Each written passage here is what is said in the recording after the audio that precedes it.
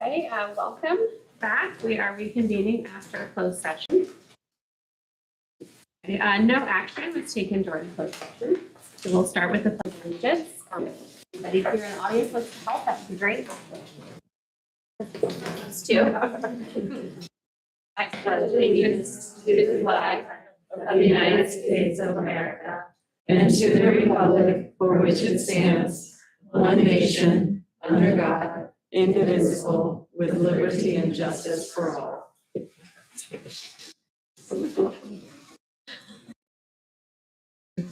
Okay, so we'll move into our first item, which is school program highlights. Tonight we have Glorietta. Sarah, I'm turn over to you. Good evening, board members. We're excited to have Glorietta's TK present to you tonight on a fun activity they do all around. Before they get started, I want to talk a little bit about the big transition we've had this year with a full year of expansion to all 4-year-olds now qualify for TK. And so we've got our 3 TK teachers along with Miss Natal here. Over the last year and a half, we've taken the state's newly published Transitional Kindergarten Learning Foundations or standards and selected essential standards in alignment with our PLC work, and then use those standards to build a report card. And a lot of that, as you can imagine, is centered around literacy development. And that's what they're going to be talking about today. So I will turn it over to Ms. Natal, who will get us started. Okay, and I'm going to quickly turn it over to our TK team here. But we thought that we would showcase part of our curriculum that we're talking about writing about tears. And each week we showcase a letter in TK. And we do a really fun activity that the teachers will kind of go into more depth. And then our students are going to share with you too, all about the Sound Museum or the Letter Museum. So I'm going to turn it over to Miss Ravash, Miss Schroepwieser, and Miss Miller, who are our TK team at Glorietta.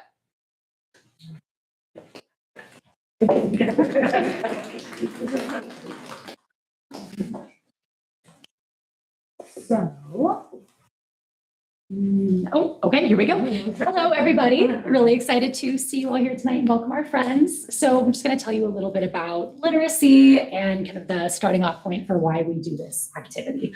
So the Letter of the Week Museum is a really sweet opportunity for kids to kind of connect their home and their experience in school. So if you could go to the next slide. So just a little bit about why early literacy matters. TK really is that transitional year as we prepare kids for kindergarten, where there's a lot of words, a lot of word work and writing and reading. So we focus a lot on letters, letter names, letter recognition, connecting the sounds, and then we do a lot of word work. So the letter sound correspondence is really important as they listen to sounds and words, which is the pre-reading skill that they'll need later on. Also, we just want to encourage excitement, curiosity around letters, and this activity is really cute, really fun, and the kids look forward to it every week. The next slide.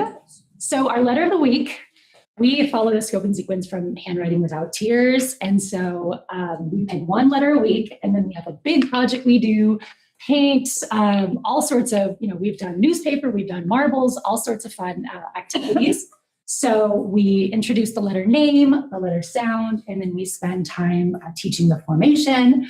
And so we use wood pieces and we use crayons and all sorts of different materials. And then we introduce songs and dances. And so lots of engaging activities with these letters. And in TK, there's always songs and dances. So it's also part of our day. So this is the letter museum that is from our AM/PM room. It has a place in the center of the classroom. It's up on a table all the time and it stays out all the time. So the kids throughout the week are constantly adding to it. We're mocking up one as though it was the letter B. And so the kids have access to look at things. They bring things from home. There is a home connection because then they go home and tell their parents, oh, it's N week, it's B week, it's C week. And they look around their houses for things to begin with that letter. They get to bring them in. Kids love bringing things from home anyway. So this gives them a reason to do it. And then they get to get up in front of the classroom and share, which is a little bit of poise. They like doing that too. we're layering all these social emotional and the literacy things in together. And they bring a huge variety of things. Sometimes things lend themselves to further discussion, like broccoli. We could say who likes broccoli, who doesn't like broccoli, and that's okay, that we have different opinions about things. Binoculars, how do binoculars work? When would somebody want to use binoculars? And I think we have a good variety of the items to share with you as though we were going to add to our museum. So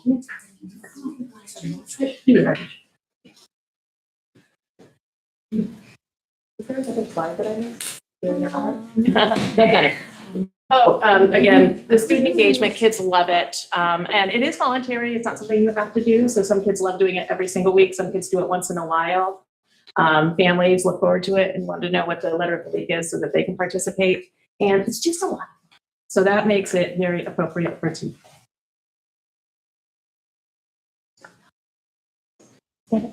No. Ready? No. Come on. What did you bring, Noe, for our? What is the first sound that you hear when you say bat? Okay, everybody, on the count of 3, we're gonna do 2 times ba and then bat. 1, 2, 3. Ba, ba, bat. Okay, so let's put that in the museum. All right, who would like to be next? Jamie. Oh, okay, Hallie's ready. All right, what did you bring for the sound museum? A balloon and a basketball. Okay, should we do balloon first? Okay. What is the first sound that you hear when you say balloon? Okay, on the count of 3. Ba, ba, balloon. Okay, now we'll do basketball.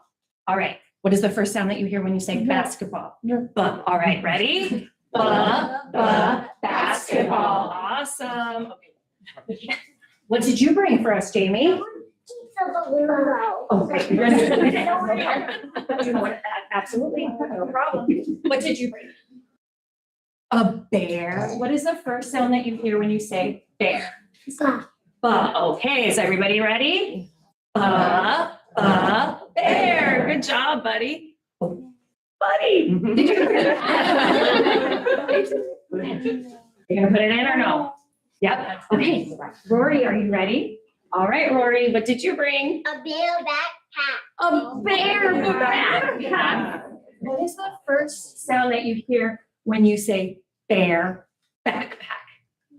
Ba. All right, everybody, you guys ready? Okay. Ba, ba, bear backpack. Awesome. Can you put it in?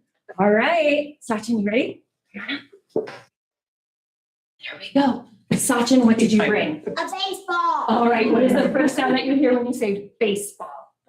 All right, is everybody ready? Baseball. Awesome. Last but not least, Max, come on up. What did Miss you? Will, close your eyes. What did I get stung by? Mrs. Busby. It's a Mrs. Busby? Yes. Okay, And it also has bee wings. it has bee wings? Yes. Amazing. Okay, so it's a bee? Yeah. Okay, so what? It's a bumblebee. It's a bumblebee. Okay, so what? And it also has bee wings. And it has bee wings? Okay, what's the first sound that we hear when we say bumblebee? Buh. Ba. All right, are you guys ready? Ba, ba, bumblebee. I really on top of the veil. Oh, it's on top of the bear. All right. I think, and that is our sound museum.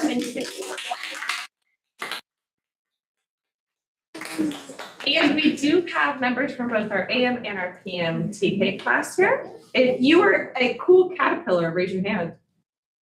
That is our PM class. And if you're a busy bee, raise your hand. And that is our AM class. But they do it and they do it in sync and they get to kind of watch each other and see the museum as it comes in as they're in the same classroom.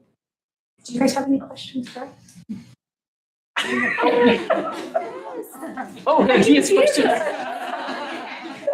Max, what's your question? How do I know which thing to bring to our museum? Oh, well, I send a newsletter to mom and dad over the weekend, and then I tell them what letter it's going to be, and I'll say, you guys, the letter of the week is going to be be this week, and then they tell you, go find something. Is that how it works? Yeah. Does that sound right?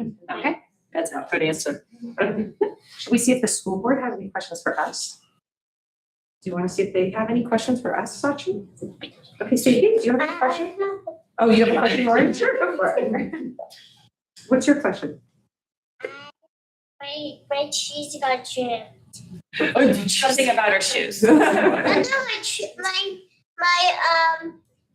got Oh, her trees. Sorry, I thought it was. Yes, that's what I. To let her see. Of what your TK experience is, Right? That's what you get. We don't know yet about question versus comment. I have a question. Yes. Yeah. How do you decide what you want to bring for each letter? You go around your house. How do you decide? Who chooses? You know the letters. Max, how do you choose? Well, I think of the letter that was one in the newspaper, and then I just think of an animal or something else. And you have a lot of stuffies, I think, don't you? Yeah, I have over 100. 1,500. Hard to choose from. Does And sometimes friends, if they don't have something, I do have friends that will just draw something. Yeah. They'd be like, Perfect. They also find things around the classroom a lot then. So we are adding to it from the classroom as well. And they find even just like little magnet letters. They're, oh, look, it's a bee. And then so we're just constantly put it in the museum, put it in the museum. And then Friday, it's a big clear out where we put things away and take things back home. I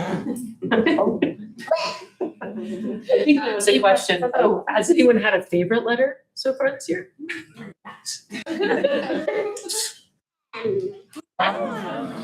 well, Because it starts with my name. yeah. Oh, I thought it was Miller. Have you finished all the letters of the alphabet already? Not yet. So what is your current letter that you're working on? It's a good segue. We're almost done. And do we learn to how the letters are formed during the week too? Yes. And how to make the letter? Where do we start our letters? Okay. Are there other questions? Y'all are so brave, just very courageous for coming and speaking in front of all of us. So thank you. I really enjoyed it. And thank you to your teachers. Thank you. I think the literacy part of this is just fabulous and a great way to learn about letters for TK. And it's to get excited about them. Yeah. You know, even if they're not learning them completely this year, that they're excited and curious about them. Thank you. Parents, thanks for bringing them. Thank you so much. Yes, thank you. Thank you. Picture? Can we do a quick picture? Picture of your kiddo. Stand right in front of your teachers, in front of the school board, and we're gonna. Board, which is.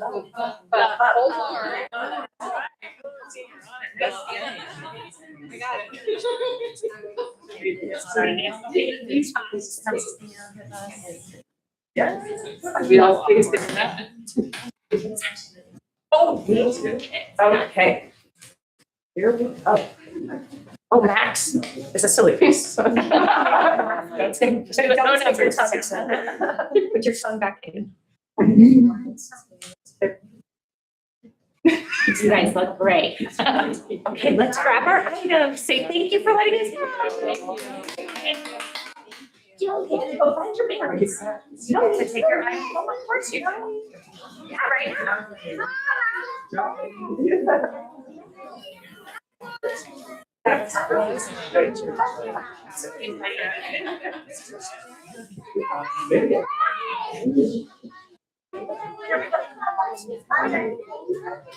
Thank you. Thank you.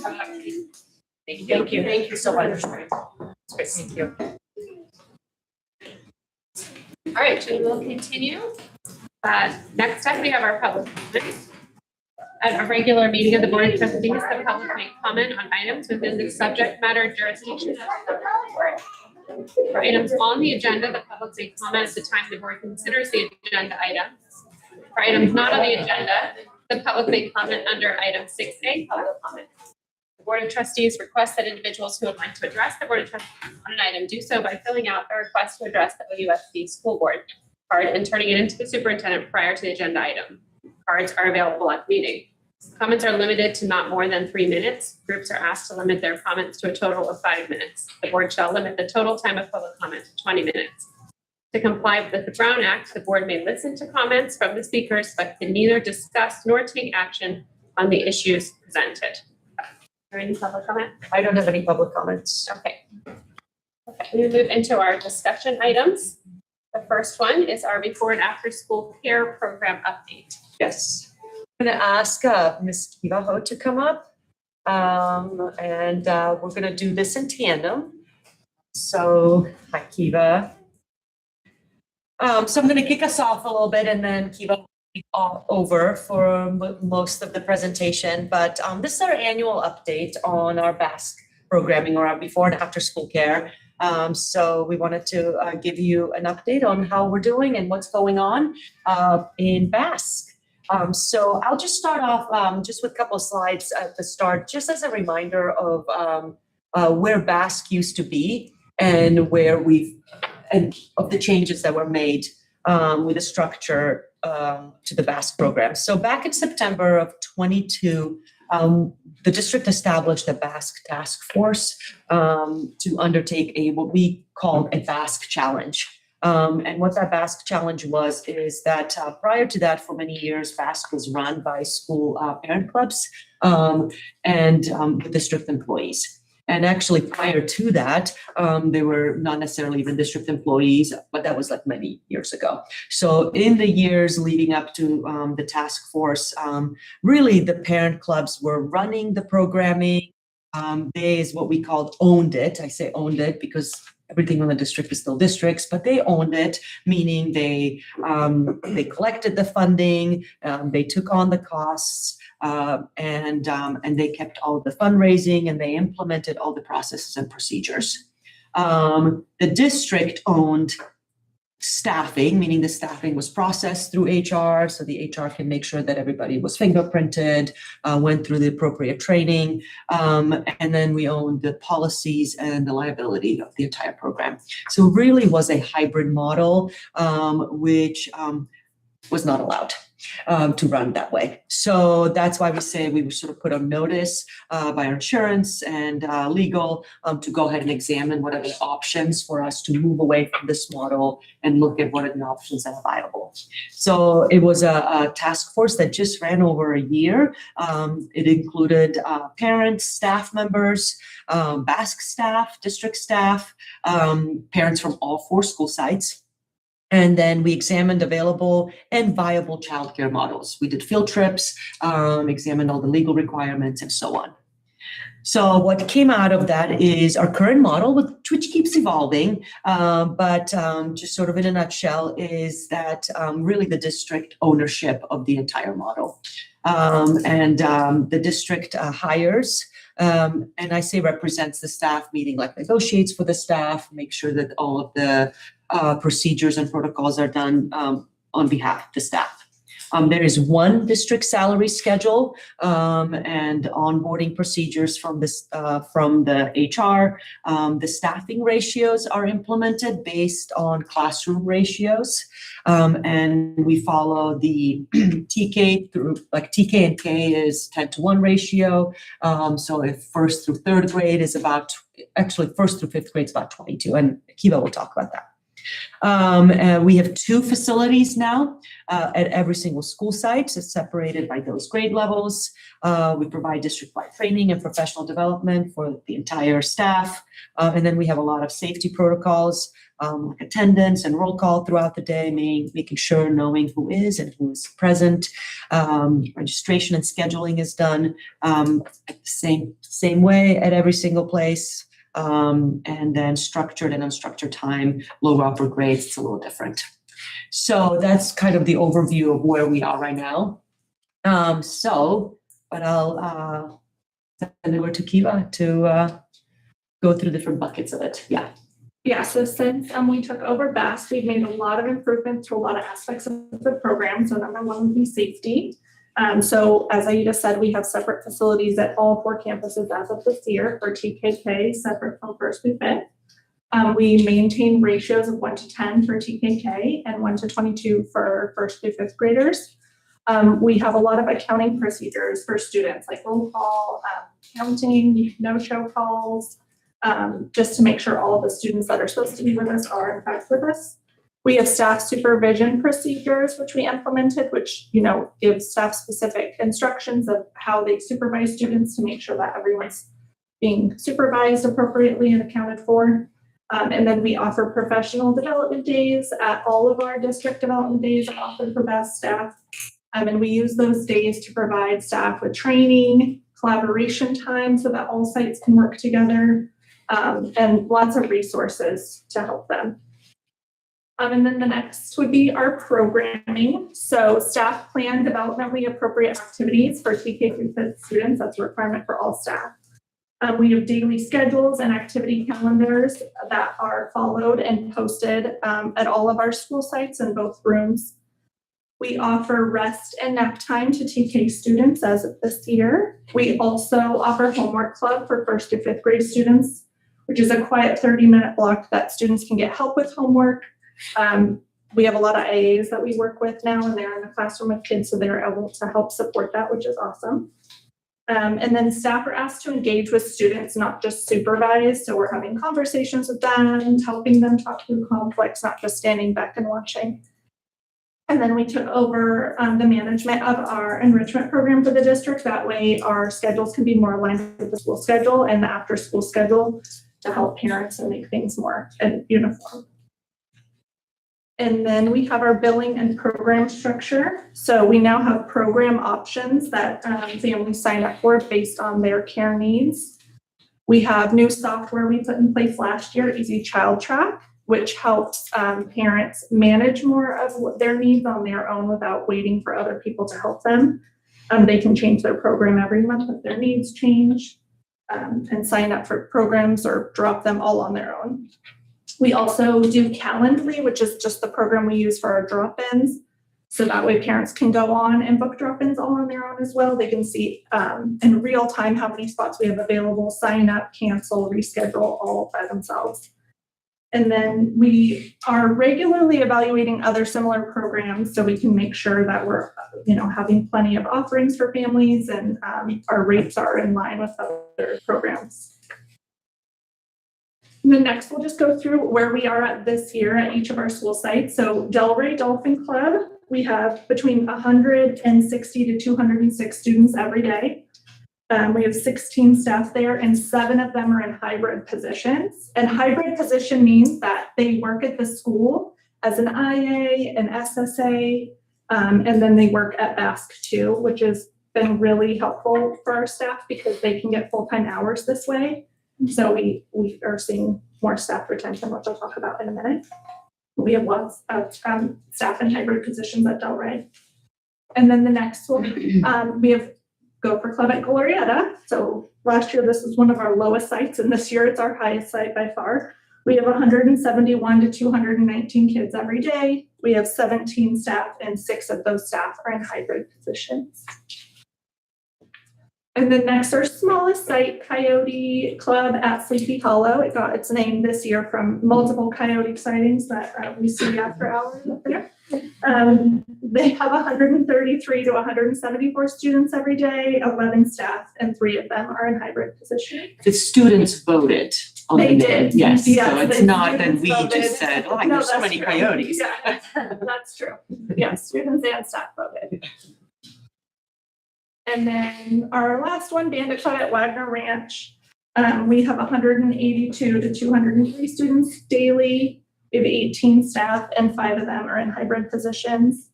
And that room or that site got their second room this year, which has been awesome. This is the usage data ongoing from when we started till now. You can see all of the sites. Enrollment has been growing every single year. And then you'll see at the bottom, the percentages represent the total student population that are enrolled in BASC. So we have a really high percentage of students in BASC that we serve. And growing. I'll just quickly go through the budget. So, this is just a snapshot of the budget. I mean, all of our revenues, almost all of it comes in from BASC fees. It's always been the intent that the BASC is a self-contained program, that the fees that come in from registration in BASC actually funds the entire BASC. One of the things that we wanted to make sure it doesn't do is go into red, meaning that it should not encroach onto the general fund. And what we wanted to make sure is that we actually cannot make money off of BASC, meaning it cannot be a profit engine. So that's those the sort of, you have to keep a balance. Because the programming in these 3 years that we have held, programming and how we structure the fees has changed all 3 years. It has been sort of a navigation of, okay, how is this going to work? Like this year, for example, you heard we have AM, PM, TK. That's a new program structure of how we bill, right? Last year was the first time we did this sort of structural programming, which is different than prior year, which is sort of this hourly base. So hopefully next year is going to be we're going to make some tweaks because we're actually hearing some comments in the scheduling committee, what it looks like on AM versus PM. So it's going to be a 4th year of some minor changes, but pretty much consistent to this year in scheduling. I mean, in the budget structure. But with that, I mean, BASC is bringing in just over $3 million in fees because it is such a highly used program. I mean, there's just some, minor interest that it gathers. And then in expenses, 80% of the expenses are in staff. So that's really consistent, actually, when you look at our budget. When Mika presents it in our interims, really 80% of the revenue goes towards staffing. They buy all the material, supplies, equipment. So that is, your cleaning supplies, your snacks, your paper, everything, all of those kind of equipment. The facilities, contracts, and services is everything from utilities, our facility leases, all those new portables that we have, our leases, monthly leases. We have, some contracts for one-to-one aides that continue in there. We have district support in staffing. We have legal. So those kind of contracts are all within those contracts that we support. And I know it looks like there's red in that middle column, but there was a positive from 23-24. This is a projected 64,000, right, Mika? And then you're actually anticipating as a first interim, right? So we're anticipating a little more on the at the end. So we would be adjusting fees as we go. Now, once we settle in, what does that look like as we move forward, right? You anticipate that facilities contract services line will continue at that amount, or you? Maybe. Yeah. Yeah, that's probably the line that we need to look at the most. Yes. Primarily portable rentals. Some of the portables, some of the legal, some of the, like I said, utilities, any one-to-one aides. So Just a pretty high percentage. it is a high. Yeah. It's high. So that's the number that we're examining the most, actually, than looking at what that looks like. Yeah. We also do have more staff that needs to support BASC. So would we possibly, is it the contracts and services that go down, but additional staff that supports like onboarding, training?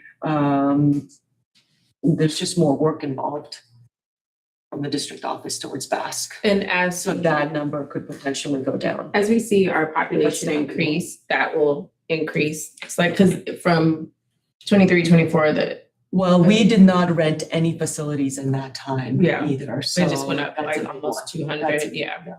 Okay. So that's the area to examine. Also, our SDC program started this year, and we Yes. support several students at BASC that are SDC, and those students generally makes require sense. one. Okay. That's helpful. Thank you. And they're in the younger grades, so they're there longer than the older.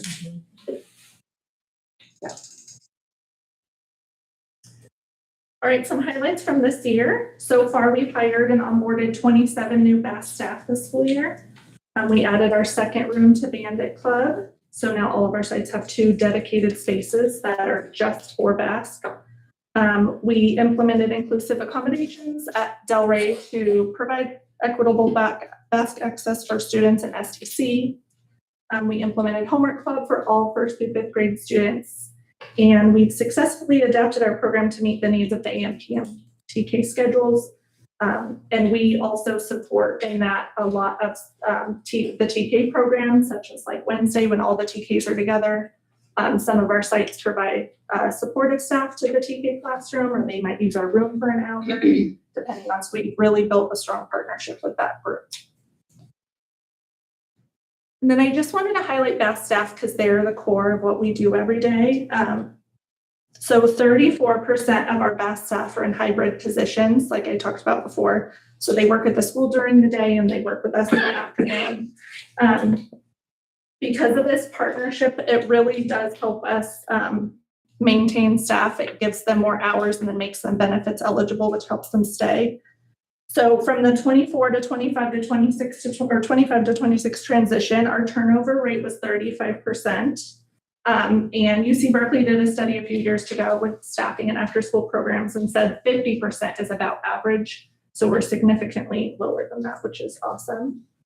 We provide our staff with a lot of training and support, especially during our professional development days. We have 4 of them, and we have full days planned for those 4 days. We offer CPR and first aid, so all of our staff are CPR and first aid trained. We have a lot of trainings that district staff help with, like our behaviorists, just around like supporting students, group behavior management, communication, circle time, all that. We also offer BAS training throughout the school year that's optional for staff on Wednesdays when there's time for that. And then, like I said, all of our staff have CPR and first aid certifications. Then a few weeks ago, we did a BAS survey for the whole district. We got 222 responses. Some areas for strength that we saw were appreciation that BAS takes all kids and there's no 5-year waiting list. BAS staff are really appreciated because they're so patient and caring with students. Response times are short when families contact the site. They said, their emails and calls are answered pretty quick. The sites are doing monthly site newsletters for families, which are appreciated. And they love that there's plenty of time for free play with their friends.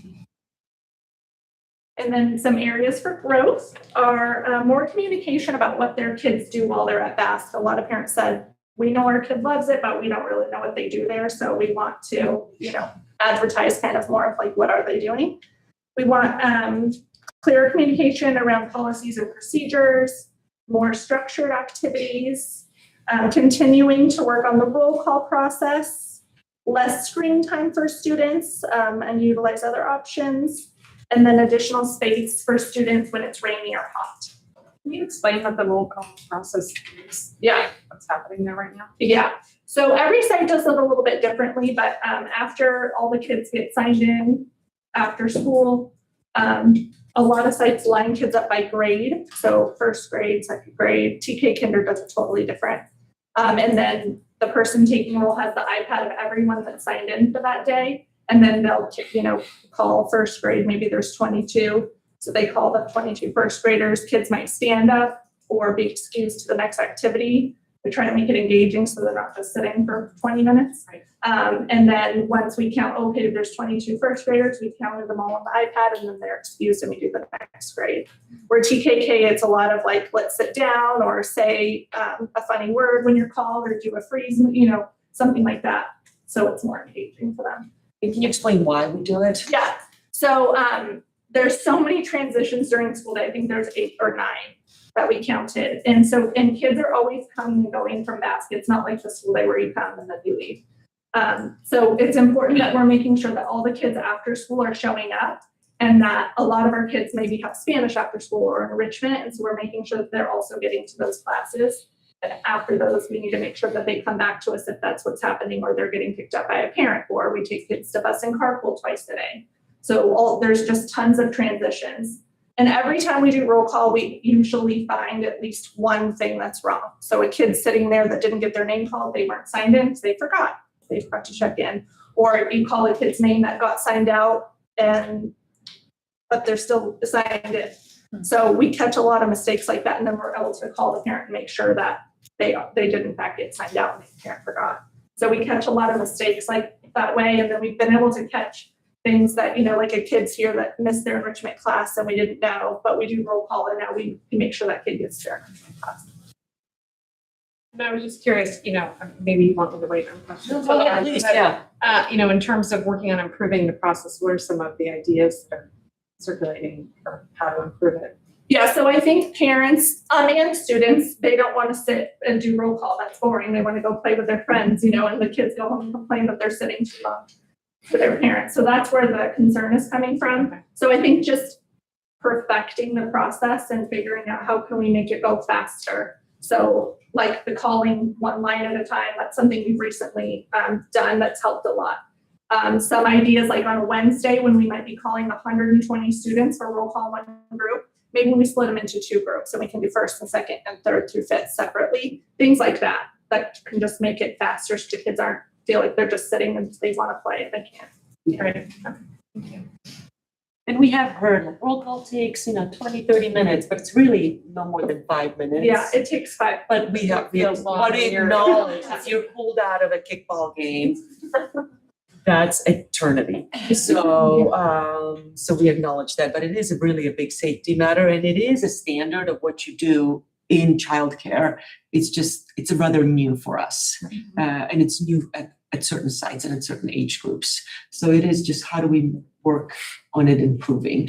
But we have to know where the kids are. Right. Oh, yes. But I appreciate you looking into it and trying to figure out if there are ways to improve it.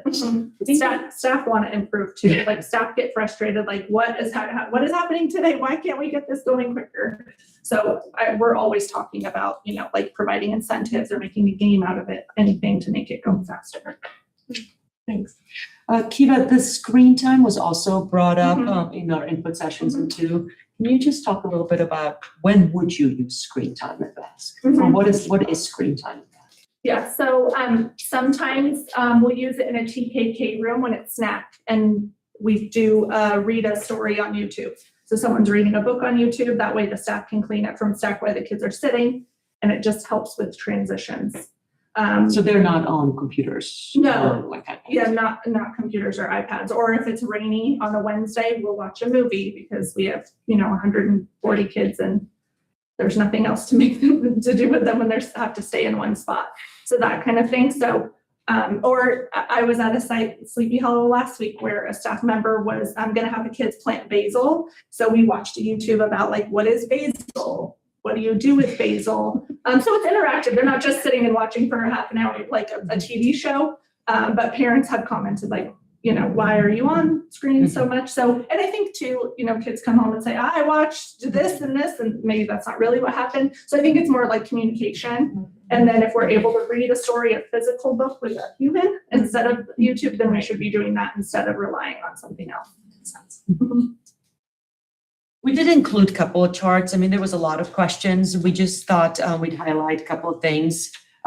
Safety is a major issue in childcare. We're not teaching kids how to read, but we do want to make sure there's a lot of kids in there, and it is rather unstructured, which that was one of the bigger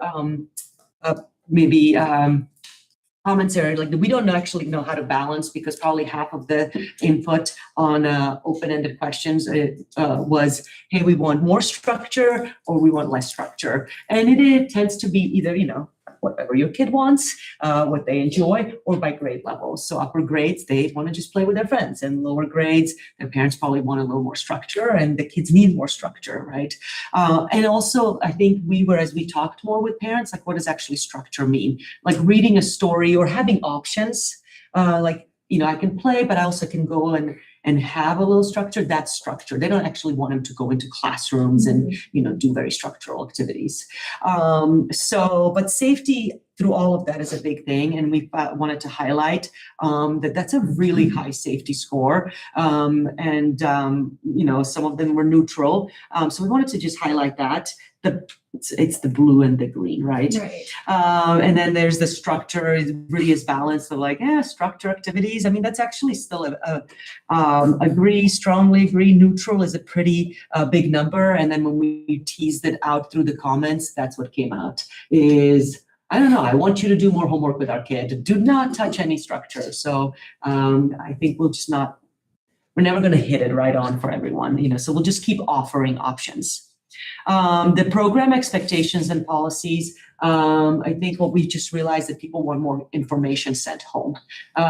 Even though we also hear that it's not being read as much because people get also too many emails. I think looking at our websites, what can we post that's statically there, like our more detailed budgets, you know, you just got a snapshot of that budget. Also, what is the daily activities? Like that was a big comment that we got repeatedly is it's posted in the Basque room. Almost half the parents don't go into the Basque room or more. They're either through carpool or buses. So putting that on a website and a newsletter, that's a really easy thing to do, those kind of communications. Or, you know, Kiva talked about we actually have very clear supervision procedures, ratios, why we do that, roll call procedures. If we can actually put that on a website, that would address a lot of those things. I love how at Delray, when you go to check out your child, it's right there on the whiteboard above. You can see the activities. And Sam is excellent at sending out the newsletter and very colorful and lovely and with photos of all the activities. So it's always feel very well informed, regardless of what's going on, but especially with the whiteboard right there above the iPad. That's helpful. Yeah, that's true. That's great. And I think most of the kids really enjoy it. I think definitely as we see the grades go older, the kids just are going like, I'm over Basque, right? At some point, which we've all experienced with our children too. They want to do other activities. They want to go play sports. They want to go home. So how do we engage older kids? And that's why those older rooms now are, they've got the foosball, they've got different games versus the, younger rooms are just catered a little differently. So, but we just wanted to highlight some of those. And with that, we have some goals. Yeah, goals for the future, adjust the Basque offerings based on potential adjustments made to the school schedules and homework policies for next year. Continue to improve communications through site newsletters, site posting, in-person meetings. Find ways to better balance structure and free play options for students, and streamline the roll call process to maximize student engagement and minimize downtime. Can you mention just about the in-person meetings idea? Yeah. So we have some ideas, like at 2 of our sites are going to be open for open house. At Glorietta, we're going to do bagels with Basque. That's just really open during morning drop off. I thought of that. So just more things like that. That's just more like comfortable. Come talk to staff when we're down. I'm there. The site supervisor's there and staff. So we can just start building the relationship. So that when people do have a question or concern, it's to a human and not, That's great. nobody knows. Yeah. Any questions? Questions? I mean, what are some of the things that you're considering for this first bullet point here about adjusting Basque offerings? What are you envisioning there? So if the school schedule does change for next year, we'll obviously have to adjust our options, our program options, right? I don't know if there's something beyond that. No, because right now there's early, late schedule, so we have options for all of those. And then homework club, which we just implemented this year, which is homework club for all first through fifth. If there's no homework, you might just do a quiet reading time still so that students still have the time to do that so they don't have to do it at home. Yeah, Kiva sits on she's part of the scheduling committee to make sure that she's on top of all the offerings and it's an important voice from Basque. What are you seeing as far as usage of the enrichment programs? It's high. I feel like we have more involvement now or more engagement now with students. Now, over the last few years, I'm sort of curious, like pre. I know, that's- Before, yeah. we didn't have all the data at that time, but. Yeah, that's true. I think the last 2 years, we've really gained a lot of engagement. Like this session, I think there's, like 85 different author classes for all 4 schools. And a few classes didn't go at Sleepy Hollow because the enrollment there is just lower, but everywhere else, like we have a class with like 32 kids, one of them, we have lacrosse, it's very popular. And it's nice to do the classes for the whole district because we can have one vendor that teaches at 4 school sites, so then they just know the expectations, they know the students, they know what we want from them. And then it helps me put the puzzle pieces together when I'm scheduling all the classes. And then 2 families they have friends at this school or that school, and then, Or consistency. yeah, it's helpful. Does a student need to be enrolled in Basque in order to participate in the enrichment? No, they don't. Okay, but Yeah, but Basque is in charge of the enrichment, so Right. they can do it separate. yeah, and we line all the kids up for enrichment every day, Basque does, and it doesn't matter if you go to Basque or not, we still help make sure that all the kids go to enrichment. Okay. So we have like a meeting spot where the vendor comes, because sometimes kids are coming from 3 different places. And we make sure that they meet their vendor there, and the vendor has all the kids before they take them to their class. So really you touch more than the 800 students that were listed there if you think about The non. those, yeah. non-Basque. Yeah, I would say, yeah. And we have classes at 2 and 3 o'clock now, on Monday, Tuesday, Thursday, Friday, which is helpful for those families that don't want to use Basque or don't need to, and their kids an early bird, because now they can just do enrichment at 2 and not have to wait till 3. So before we took it over, there were only classes at 3. Right. So we offer classes for TK and kinder earlier too. And can you, because that was one of the tricky things about AM/PM and concerns from AM/PM parents is to make sure that they also can get to enrichment. So how do they? Yeah, so at every school that has AM, PM, TK, every school that's sleepy, there's a 2 o'clock and a 3 o'clock that are the exact same class. So if I'm an AM, TK, I can do the 2 o'clock class, but if I'm a PM, TK, I can do the exact same class just an hour later, So they go to PMTK and then they go to Right. class. which is both, are right after their class, so it's acceptable for both groups. One more question. Are there any challenges that you foresee or that you're, maybe keep you up at night as it relates to our population growing, right? Not for everything else, but as our population increases, are there things that we should be solving for now or trying to, or that you're like, oh, maybe if I do it this way, it'll be a little bit different, you know what I mean? I think just space. Mhm. Right now, we all have to be inside on tomorrow's gonna rain. We can't fit all the students into Yeah. buildings that we're overflowing. So every site has to be creative of how they're gonna use their space. Some people use the hallways because they're covered, others use the NPR. But it's still stressful. It's hard, and it's stressful on the sites too. So space, if the population keeps growing, where we're gonna put the kids. And from a staffing perspective, are all your positions filled? Right now, yes. And do you need more, are you looking to add more for next year? Depending if we get more enrollment at Bass, which we probably will. Yeah, we do an intent to enroll in April, so that gives us an idea for numbers for next year, so it helps us kind of plan before we get there. My question, you answered most of them already, but it was similar to, you said the challenges around space sometimes, but so building space aside, are there other facility needs that have come up? I know that all these rooms have now been stocked and prepped and they're looking really good, but is there equipment or facilities, things that would be on a wish list? That's a good question. I think we just have to keep up with the stuff that we have, because when you have 200 kids in a room, the rug is dirty and ripped up in a year, and you need balls all the time, and your hoops are always broken. So it's just like replenishing everything and just keeping the site always Fresh. fresh. So nothing new, I would say. I think we have everything we need to keep it up. Okay, that's good. And then my last question is around the professional development and the PD day. So you've named some really good goals. do the site leaders have a chance to talk amongst themselves and say, this is how we're doing roll call and this is working well, or this is how we're handling this and this is how I do my communication? Like, do you have any opportunity for that? Yeah, so I meet with the site supervisors every other Wednesday. And we talk about all the things you just said, lots, and I'm always asking like, what do you guys think? What are you doing? What's working? What's not working? And then actually at the March PD day, each site's going to present to the whole group of like highlighting something they're doing that's great at their site. Because every site does things so different, but great in their own little bubble. And we want to share that and give each other time to like talk about those things, like what is working for you and how can we do it? Thank you. Any other questions or comments for the board? Is there any public comment? No public comment.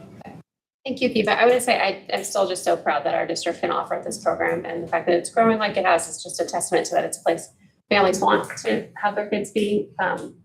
So thank you for all your work on it. I know it's a lot to do, a lot to manage. Thank you. Thank you. Yeah, appreciate it. And that item was just on for discussion. Moving on to our next item, which is local control accountability plan, mid-year plan. Again, Aida, whenever you're ready. There's a lot talking tonight, I'm sorry. Okay, so a lot of presentations. Okay, so this is our mid-year LCAP update. So just as a reminder, an annual LCAP mid-year update is required to be presented prior to the February 28th of each year at a regular scheduled board meeting. So we are to present available mid-year data. So you will notice that the data is just not available, or we have done whatever is available right now. And then we'll present all the end of the year data at the LCAP in June. And then also in addition to the metrics and the data, we are presenting the expenditure. So Mika and her team have implemented what have we spent up until now. So, and then we utilize the California Department of Ed template, which looks like that. And that will then later on roll over into the regular LCAP. So it's the salmon color is the mid-year update in there. So, and that makes sure that we have all the components that are required. So I'm just going to highlight at the end of the year, we've heard in the past from the board to make sure that we include in the presentation the metrics and like what we moved from this to this. But because we're still moving, we just want to highlight in the mid-year, and at the end of the year, we'll actually include them, all those metrics and the budget in the presentation. Our goal 1 is around student learning. It talks about enhancing student learning outcomes by implementing differentiated evidence-based curriculum tailored to meet diverse needs and abilities of all students while supporting district-wide alignment in instructional practices to ensure educational equity across all grades and department levels. So some highlights at this mid-year is that all of our students have access to standards-aligned curriculum and instructional material, and all have access to broad course of study. That means that we actually, promote acceleration, and those that can't accelerate, that we make sure that there's a grade level curriculum for all of them. Those are actually mandated metrics that we must implement. We have ongoing implementation of new curriculum adoptions, and Sarah leads the department, and we're continuously examining what are the other adoptions that we need to evaluate or strengthen the most recently adopted ones. As the board has seen in some recent presentations, we have very stable and improving performance on our test scores, like state scores, and growth in some of our student subgroups. The course catalog that was here at the last meeting, we have clear understanding of our course offerings.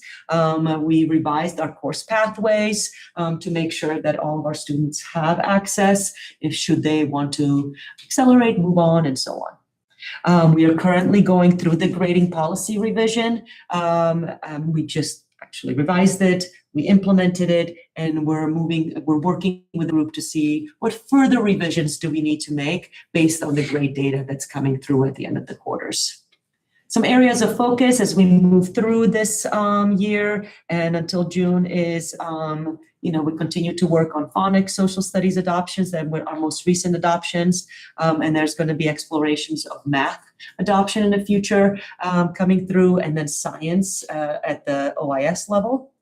We are continuously working on our focus on professional learning community, or PLC, which is major focus right now is on tiers of intervention to support our student learning and our positive behavior. And then ongoing support for implementation of new reading assessments. That was a big thing this year that we implemented and very successfully. And then as we just heard, we do have 2 big committees that are working their way through the year, and that's examining best practices in homework. And that policy will most likely be coming here to you in April. And then potentially updating school day schedule practices to support student learning, which would be coming to you in May, if there's changes. And then, as I said, we'll do grading practices, some minor changes that will be here also at the end of the year. Our second goal is around community of belonging, and it's around fostering, nurturing educational environment that promotes wellness and social emotional well-being for all students by embedding equity and inclusivity at the core of our student programs. Some mid-year highlights. We have steady chronic absenteeism rates, and we did a presentation on that. We have some improvement within student subgroups, ongoing focus on attendance rates. We actually, I should probably wrote that in here, we just updated that independent study policy, and we're taking the second semester to see how that's going, because our parents have jumped on that and our students, so we'll see what that looks like. We have very low incidence of suspension and disruptive discipline, but with this continued work around our curriculum, we hope to even improve it. And then continuous support for our students through expanded counseling work. I call it expanded because we expanded it during COVID and coming out of COVID, and this, we have committed to that right now as an ongoing practice due to the ongoing mental health challenges that we see within our students. And then we have so many extracurricular offerings that is just so unique, and within our middle school and elementary schools outside of our schools, that is just supporting our students to feel connected and to our community. Focus areas, we really want to continue working on our alignment across elementary schools within our counseling program. That's just been a big focus as we work with our counselors, looking at our SEL curriculum, which is currently second step. So making sure that that's properly supplemented. And then what does that look like at the middle school? Because that's not being used there. We constantly work on what does recess and lunch programming look like at elementary schools. The parent support is really mainly for newcomers. That's always been input, and we'll see what that looks like on our LCAP input, is parents that come into the community, our English learner parents. How do we bring them into the community? So communications with them. And then working on our student review team, or SRT procedures. So those are not siloed, but aligned across the district. So that's coming also out of Sarah's and Stephanie's office there. Our goal 3 is highly qualified staff, recruit and retain our highly qualified staff in an environment where educators feel valued and supported to excel in their roles, contributing to overall excellence and dedication to students. We started the year with fully staffed certificated positions, which is a rare thing to say for a district. We actually increased the percentage of staff with full credentials this year. And then we increased the percentage of filled classified positions to start the year this year. It's a hard metric to follow throughout the year because there's such a turnover here and there, but we started the year with more filled positions than in the past years. We offered professional developments. We continue to offer CAPS, DIBBLs. There's just so many fun acronyms right here, just really educationally. But BASC, we just heard about. Induction, we continue to offer for our new teachers. DIBBLs is the assessment that we implemented, Silicon Valley Math Initiative, and CAPS is our ongoing RTI, or tiered intervention, and PLC. Our weekly collaboration with focus on PLC and student support is it's a absolute need. And then we continue to provide teacher support through our 2 literacy TOSAs.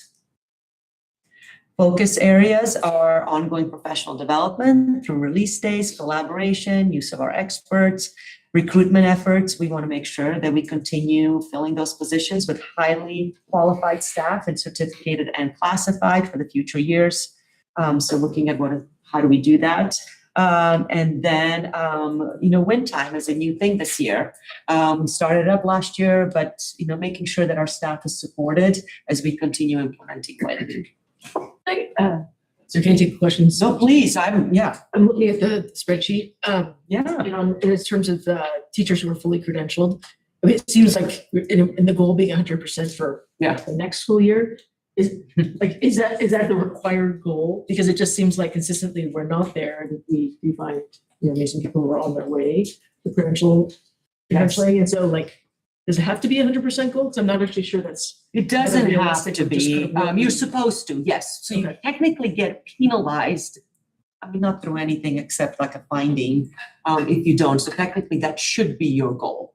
Have I ever seen any districts with 100% credential? I'm looking at Brian. I mean, a small district, Yeah. one school district, yay, they got it. Okay. Could change a week later, right? Yes. Someone perhaps leaves. So it's a aspiring goal, 100%. Okay, just Yes. wanted to see if we actually Expectation, thought that all was. is that- teachers are credentialed. Yeah, I'm not sure the effort. of Well, the I previous also- days is actually the I best also thing. think even if they were fully credentialed and they had a credential, it could be like an exception. So for example, teaching out of your credential area, like a leadership, you don't have a leadership credential, right? So we write an exception for that, you vote on that. That's it. And then that gets You taken. immediately will not be 100% because you're teaching out of the credential. So you're right. We're gonna strive for it, but yes. But what is, I guess. But then on a SARC, like for a state, they dock you on that. Correct. They report on that. But then if the teacher strives for that credential, they get it and we kind of make up for it. But do we ever make up for it once they do receive that credential? Or do you feel like we're always, That's the report for this year. yeah, behind? But I'm just historically, since you've been here, and I know it was like. Oh, yeah, so if pandemic you and actually don't have a credential, like if you don't have a teacher credential and you're hired on a emergency credential. Mhm. So not the one that you're teaching outside of your credential area, but you're actually working towards your credential. You have to get a credential. You can't live on that emergency credential and teach forever. I know, Brian, if you want to talk Yes, about we'll release people because they haven't made progress acquiring the credential. Mhm. They may have come in on a short-term staff permit, which will allow us for 1 year, one time only. And then after that, They need to be in a credential program okay, showing progress, otherwise we'll need to let them go. sure. Yes. But somebody teaching out of their, like, again, a leadership teacher may be there teaching outside of their credential forever. And that's, But you because all, there's no such thing. Right.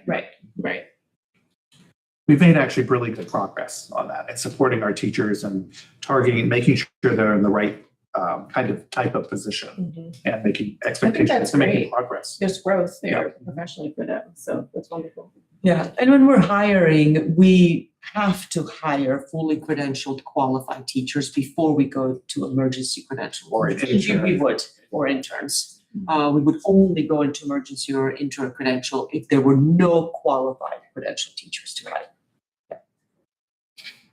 Yes, there's a date in October as to when October 3rd is the date where, what's your staffing look like? Are they credentialed? That's the snapshot. So it's a snapshot.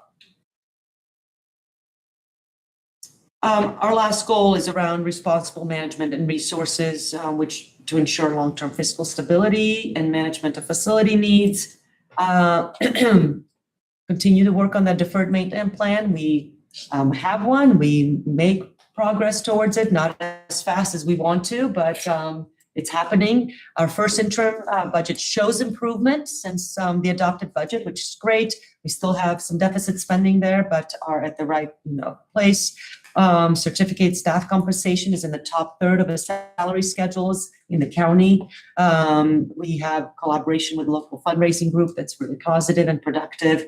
I mean, a really pretty big thing that happened this year is the nature area sale agreement with John Muir Land Trust. So that's moving forward. And then we do actually have a draft facility master plan, and that's coming to the board in March.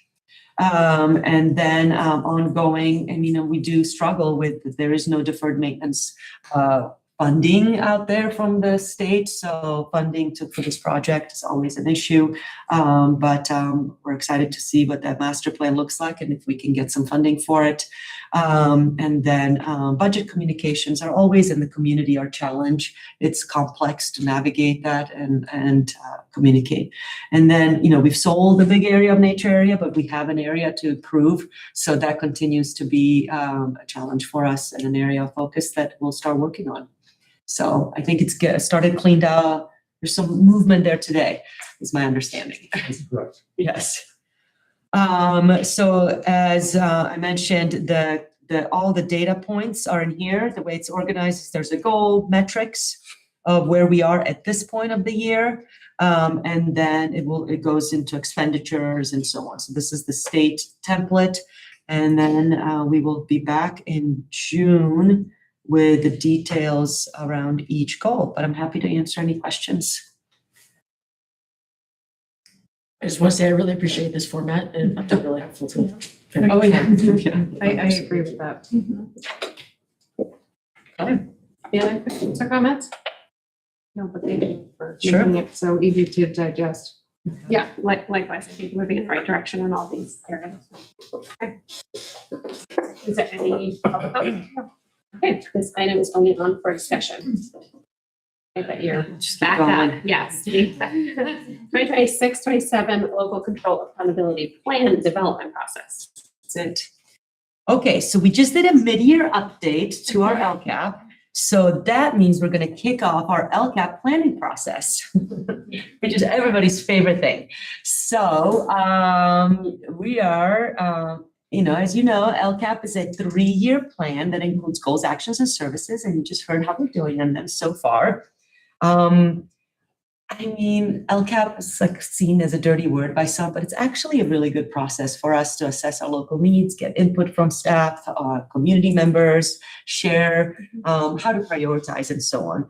We try and make it that so that it's not just this, big template that we have to complete, and actually is a way that we get and assess our needs and prioritize.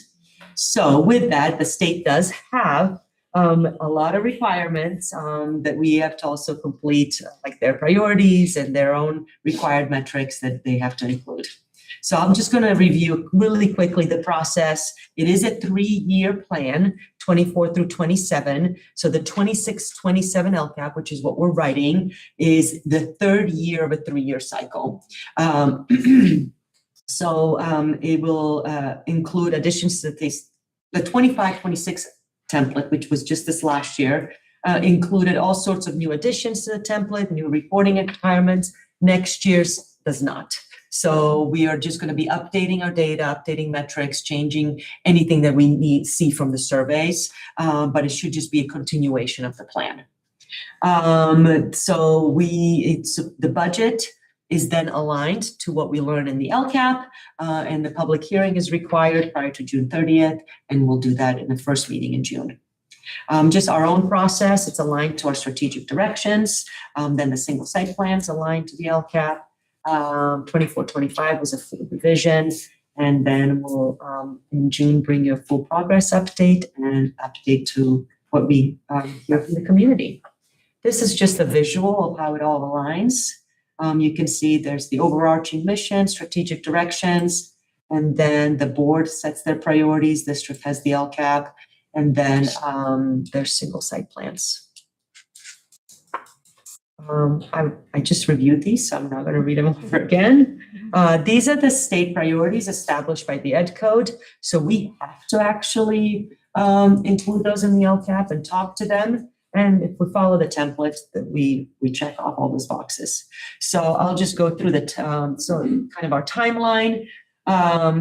Really what we just did the mid-year update. So community engagement kind of begins at the end of this month. So March and April, I go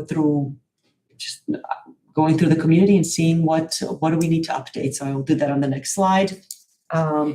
We start writing the LCAP and budget development in April and May, and then we bring it to you in June. And here's how we engage the community. We gather the input through parents. We do surveys this year related to the LCAP goals. We then go into our coordinating council, usually parent clubs, English learner parents. And then if there's really that something comes out of the survey, we go into focus groups. If they're pretty straightforward, like last year, we didn't do focus groups specifically. We do student surveys, 4th grade through 8th grade. Sometimes we do focus groups of those as needed. Those are always great. The kids love to share. We do engage Miramani students as our most recent alumni as well. And then staff, we do all staff members. And then we go to school site staff meetings at lunch for additional input, focus groups based on survey input, and then the leadership team as well. And that's that. Oh, and then the other attachment on there is the budget calendar. Mika developed and her team updated and really kicked off with the governor's release. And you can see all the detail by month of what happens when it comes to the budget development. We'll stop in June and then go from there. Any questions? When is this collaboration meeting happening that's on there? In February, or is that already the local funding collaboration meeting? The foundation? It's just on the budget calendar. This is third bullet. The Treasurers Foundation, Parents Clubs, and CBO. Yeah. The coordinating council? Oh, is that part of, oh, that was the coordinating council one. Okay. I wasn't sure if that was the. Yeah. Okay, thank you. Anything else? I appreciate the inclusion of the calendar. I think it's helpful for not only us, but the community to see how thorough you all are, but also the process is very long. So, yeah. Yeah. It adds some color to it. So thank you. Okay. All right. I agree, the addition of this calendar is really helpful. Tie the budget and the planning together. Any other comments or questions? No. Any public comment? There's no public comment. Okay, this is one for discussion. Okay. Next is the governor's proposed budget overview. Yeah. You can keep going. I will keep going. Okay, so really the January budget released by the governor kicks off the process. It's the first bullet in that calendar. So I'll just go through a quick California budget development timeline. I mean, this is just a very big overview, big picture. By January 10th, governor released this budget. And it's really an initial plan based on the state revenue estimates at that time. By May 14th, the governor will submit a revised budget based on the updated revenue forecast and based on the April tax filing season. So that's really a budget based on actual tax receipts, right? So that budget is called the May revise or May revision. So the tricky part is that we have to start planning before then. So really what we do is plan the budget based on January. If there's some major changes, we can quickly update it, but really we're posting our budget for you by June in that last week of May. So there's a lot of planning already happening in that time before May revise. June 15th is the constitutional deadline. Legislature must pass the budget bill, and June 30th is the final budget adoption, which is after you approve the budget, which is also a tricky timeline. And that's why if you look at the calendar, actually, if there's some major changes between May revise and June 30th, we would bring you that revise in the August meeting. So there's like a big influx or removal of funding. So just some big themes out there in the governor's proposed budget that we're looking at as we're doing it. There's really strong revenues this year, which is, a great thing to hear. So budget reflects strong state revenues, including $21.7 billion in unanticipated revenue for TK-12 and community colleges. And it is over a 3-year window. It's not all one time. All these revenues are largely driven by, AI business sector, and a strong tax receipts. So there's also a theme of fiscal stability. There's a support at the state level for full implementation of existing commitments, meaning that over the last few years, governor has brought in new programming like the ELOP, like the universal meals, like the transportation, all sorts of things. And then coming with a lot of new reporting. There are no new programs this year. But there's a commitment to support those ongoing programs. And then there's a commitment to support the reserve as well, so that the state is left in a better financial state.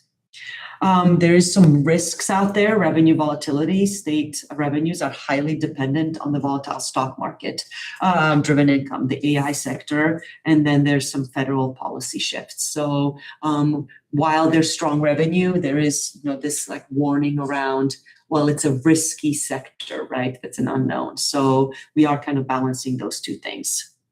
The last part, it's not so financial, that is part of the budget, is that the governor has proposed quite a big educational governance reform proposal to move oversight of the CDE under the State Board of Education. That's not what the case is right now. Right now, we all vote for the state superintendent, and the proposal is to move them under the CDE, under the auspices of the improvement of system coherence, because they do work independently.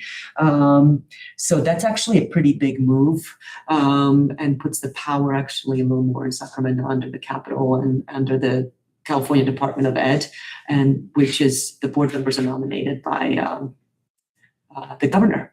So it's an interesting sort of shift. So we'll see how that goes.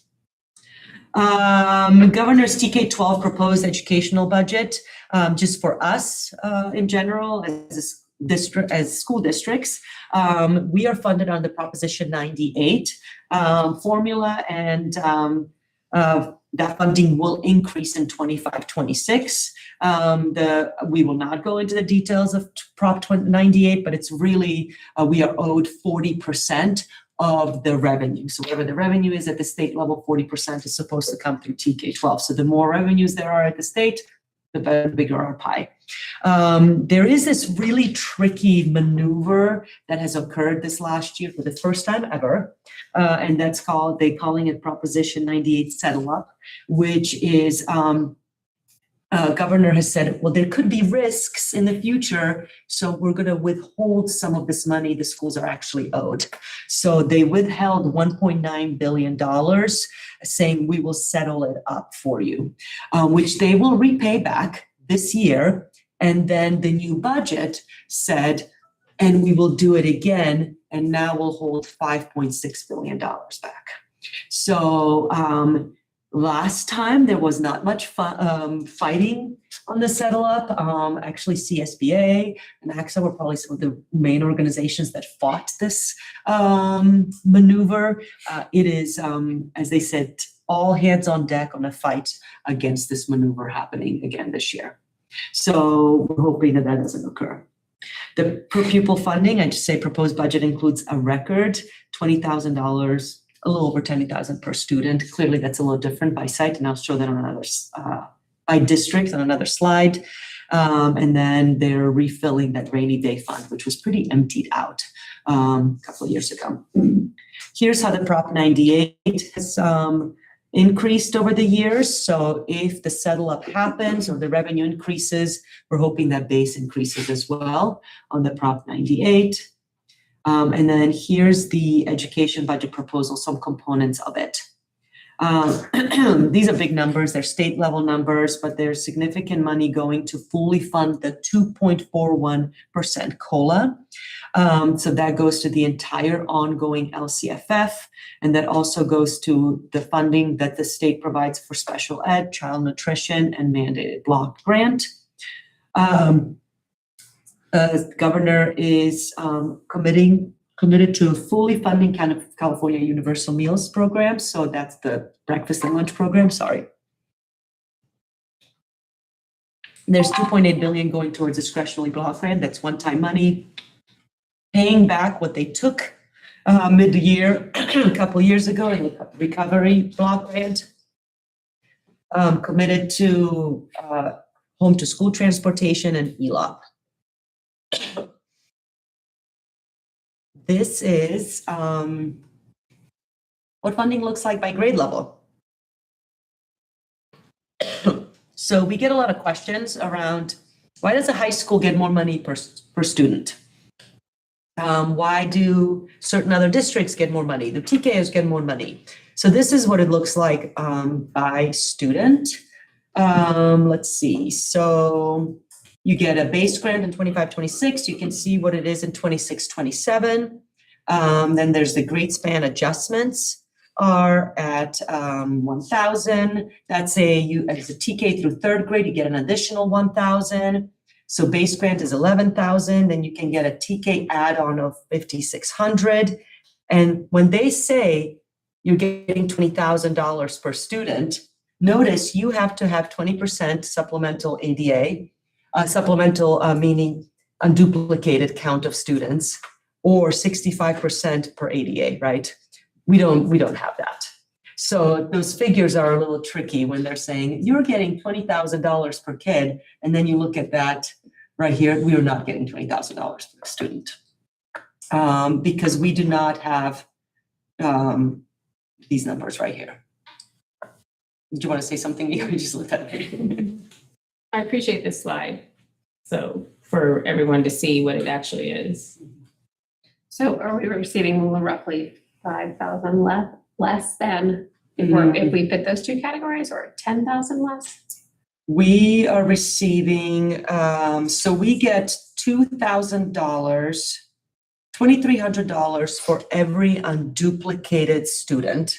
We are about 5%, right, this year? Right, so essentially, Yeah, I'm so not counting that on the average then. correct. Can you Yeah. share with everyone what an unduplicated Oh, student sure. is? Just so the Yeah, our community knows. Foster, homeless, and English learner students receive additional $2,319. They're only counted once, meaning if you're an English learner and a foster, you count as once, you don't double count. So we have about is it 5%, Mika? 5% this year of our students fall into that category. So 5% of our students receive an additional $2,300 for each kiddo. Everything together, Orinda received about 11,000 per ADA. Yeah. Okay, yeah, Thank you. Perfect. So you can see, how Yeah. there's some that are 70% unduplicated, 80. so on. Okay, so just very local implications on our budget. We presented our first interim during December 15th.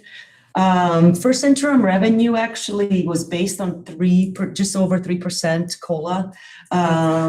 And because that's what the dartboards, and we have to go kind of base it on something. And actually the COLA went down in this budget. So while it's a good budget, there was a proposal that was not a good thing. So when we present a second interim, we're going to have to decrease our LCFF, and that results in $188,000 ongoing decrease because the COLA decreased. So it's fully funded, but it decreased. We're hoping that it'll go up, but that's what it is right now. The other things that are implications is fully funded universal meals. So that continues, as I mentioned. The discretionary block grant is one-time money, is about $1.3 million. For 4 years. For 4 years, yes. So that's new money. And then learning block grant, one-time fund is about $20,000 for us. Home to school transportation, we're part of the consortium in Orinda. And there is a portion that gets refunded, 60% of the costs that it's refunded, but then it goes right back into the transportation. There are some ways that we're working with them potentially to increase that revenue that could maybe stay here. So Mika and I are meeting with them. I know Eve's on the committee to look at, is there potential for some revenue that's unrestricted to come back to the district? So we didn't put the number there, but we've explored enough that we think there's serious potential. And now the next meeting is just meeting with Whitney and and the bus. So would that be without having to increase? Oh, yeah, Without having it's to just how the How funds flow in budgeting, But yeah. it's not, it's, yeah, it's like some administrative overhead, so just trying to figure out if the cost of. If it's Yeah. Which is a similar situation for the last bullet here, expanded learning opportunities program, or ELOP, is, you'll actually see that in our findings on the audit report, is a mandate from the state to run a program. It's basically after school, before school programming to support students, mandating 9 hours during the school day. So include your school hours and then add before or after so that it could be 9 hours, no less, and an additional 30 days on top of the school year. That's what you must offer, and then you get that money. So whenever we would have, and then you have to offer transportation needs to be offered K through 6. And then you offer transportation to your unduplicated students. So if we were to offer it, for example, at one school site, we would have to somehow offer transportation to they want it. Every time up until now, we've been calculating paying for ELOP to offer it in those hours, especially those 30 days. That's the tricky part. We're going to offer it through BASC and somehow, but it's those 30 days. We would be actually spending more money on those programs than how much we get from the state. So we have chosen to say, no, thank you, here it is, because we're not going to take out a general fund to offer ELOP. Now it's actually increased and steadied the offer. So we're going to examine it again. We've also looked at a couple other districts that, for example, during summer can charge for some of those offerings, not the unduplicated students. So we're just looking at some options that we think we can make it happen. So it's an exploration phase. It wouldn't be an additional revenue of 188,000. It wouldn't be a finding maybe. And it could be a service to our community. So that's what we're exploring. Okay, last thing here is second interim budget. It's the next thing that happens in the budget process. That's on the March 9th board meeting.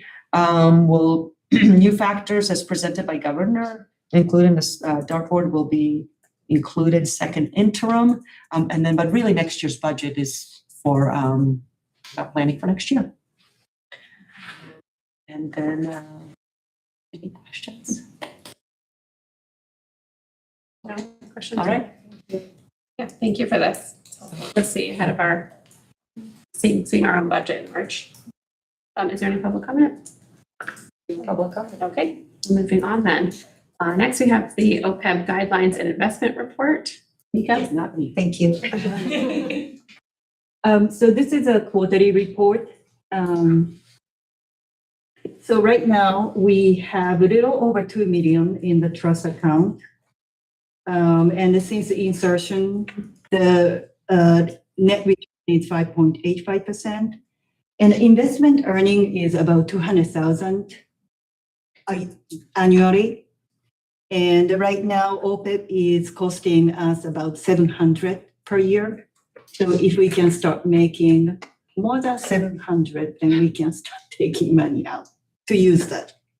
But this is where we are. Is there any questions? Yeah, thanks for bringing this to us. I don't have any questions about it right now. Anybody else? Thank you. Thank you. Any public comment? No. Okay, thanks, Mika. Next, we have our legal services quarterly update. Yes. So you're on again.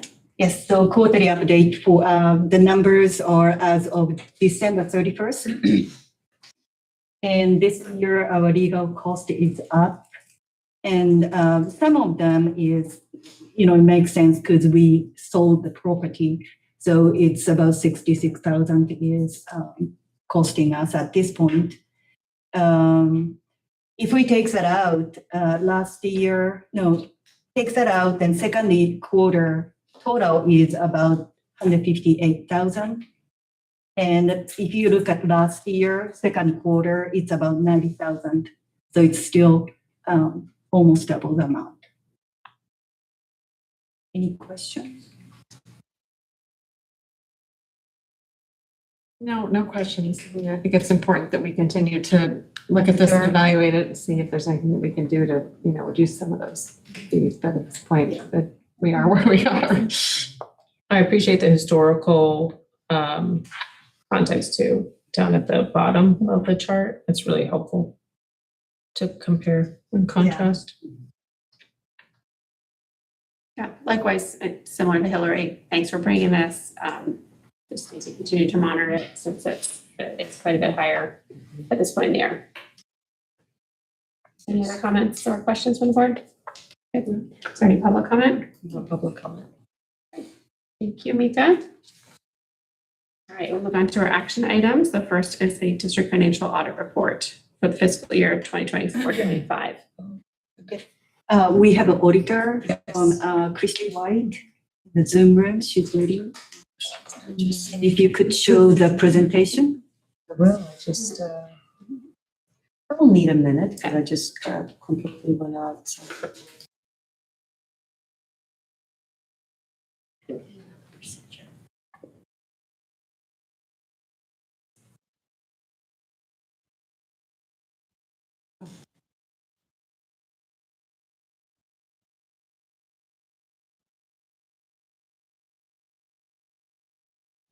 Getting there. I'm sorry, I got out of a meeting. So,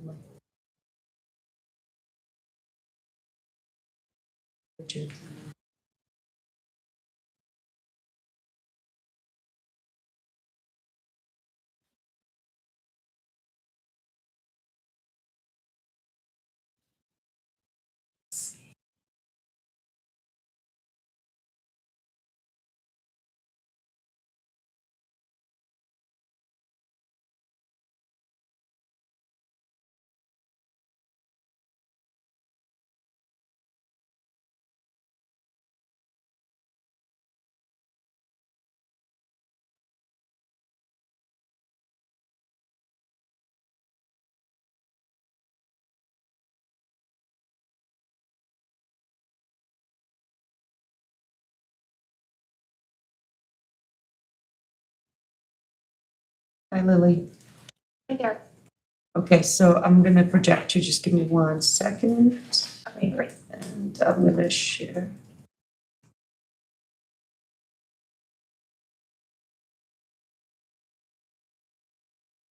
Let's see. Sorry. That's okay.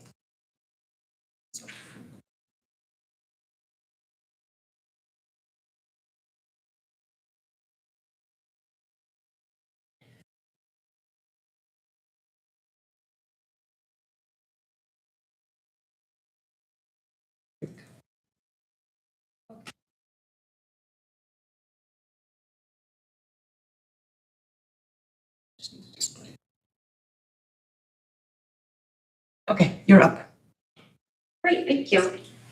I'll assume that everyone can hear me okay, but please let me know if I need to adjust my audio. My name is Lily Novoa. I'm a CPA with Christy White Associates, and tonight I'll be presenting the audit report for the fiscal year ending June 30th, 2025.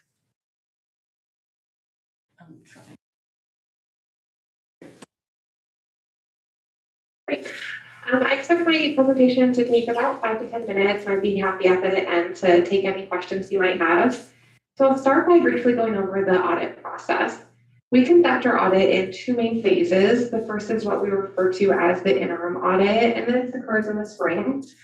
During this time, we're focused on internal control, federal and state compliance testing. And when we're looking at internal controls, we're testing the design and effectiveness of controls that would prevent, detect, and correct misstatements, whether due to error or fraud. And we're primarily looking at the processes over receipts, disbursements, and payroll. All of our state compliance is predetermined by the state audit guide. And there's a long list of items we need to look at. Some of them include attendance testing, teacher credential testing, your LCAP, which I know you guys just talked about, ELOP, which was brought up. So a lot of items go into state compliance testing.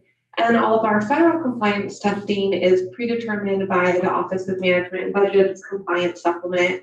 And this year we tested the special education program at Orinda.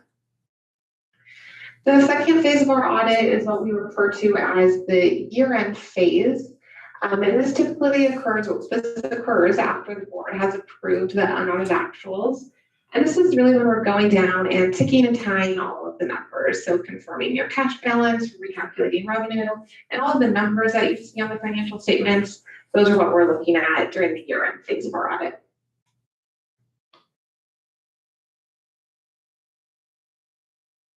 An annual audit is required by the state controller's office, and that's one entity where we send off our audit report once done.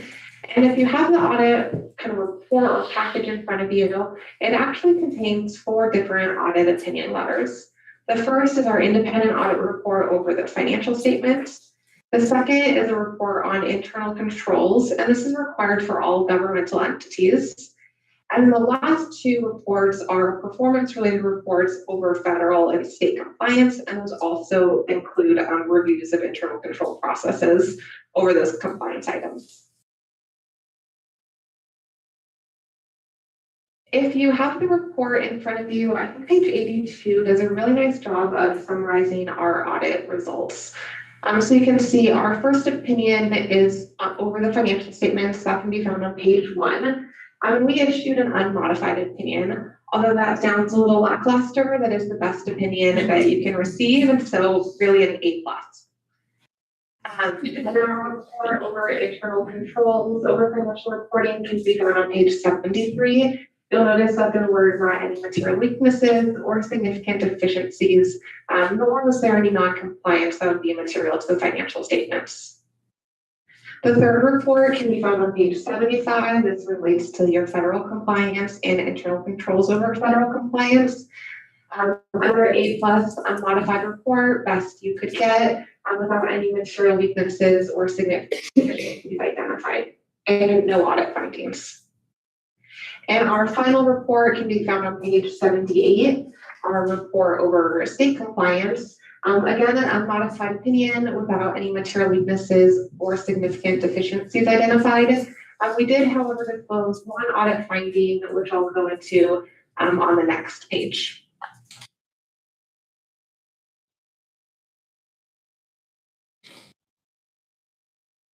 So the single audit finding this year is audit finding number 2025-001, and it relates to the Expanded Learning and Opportunity Program. I just heard the superintendent go over this, so I won't kind of waste too much time going over it again. But essentially, like she said, the district did not offer the program for the 30 non-school days. And then there was also a lack of support related to communication to unduplicated families. The calculated cost was about $124,000, which is equal to about the revenue that would have been provided had the program been offered. The district agreed with this finding and provided a corrective action plan, which can be found in the audit report on page 85. And because the board has already approved the unaudited actuals, for the most part, the numbers haven't changed, so I didn't want to spend a lot of time going over the actual financial statements, but I did want to bring to your attention just one audit adjustment we have for about $655,000. And this related to some recognition of revenue. It was previously classed as unearned revenue, and we moved it to recognize it as revenue. The impact was an increase in your fund balance. And before I open it up for any questions, I would like to just give a thank you to everyone involved in the district who helped with the audit, specifically the business department. You know, it's a big undertaking to go over an audit, and I'm happy to report that the process, like in years past, has been seamless and smooth, and we really appreciate the working relationship we have with the business department. And at that time, I'm happy to take any questions you may have. Are there any questions? Can I just bring to your attention page 79? I don't know if this is a big deal or not, but it just says E. Phillips' term expires December 2028. It doesn't it expire 2028? Six, yes. Right? So. I did not read into that. Probably.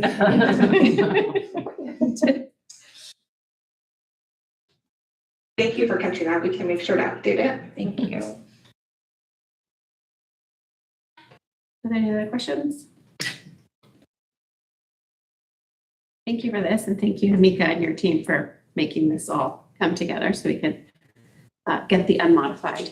Yes. And thank you, and noted on the ELOP, I think we already talked about it, so I understand where we are with that, and we'll see if we can change course on that, or if it continues to be something that just shows up because of the way the funding works. Yep. Thank you, Lily. Appreciate it. Thank you. Thanks a lot for your work. We do, yeah. Oh, yes. We're not done yet. Is there any public comment on this? There's no public comment. Okay, so this item is on for action. Is there a motion? So moved. I'll second. This is Hillary. All in favor? Aye. Motion carries. Okay, the next item is resolution 26-14, recognizing and honoring Black History Month.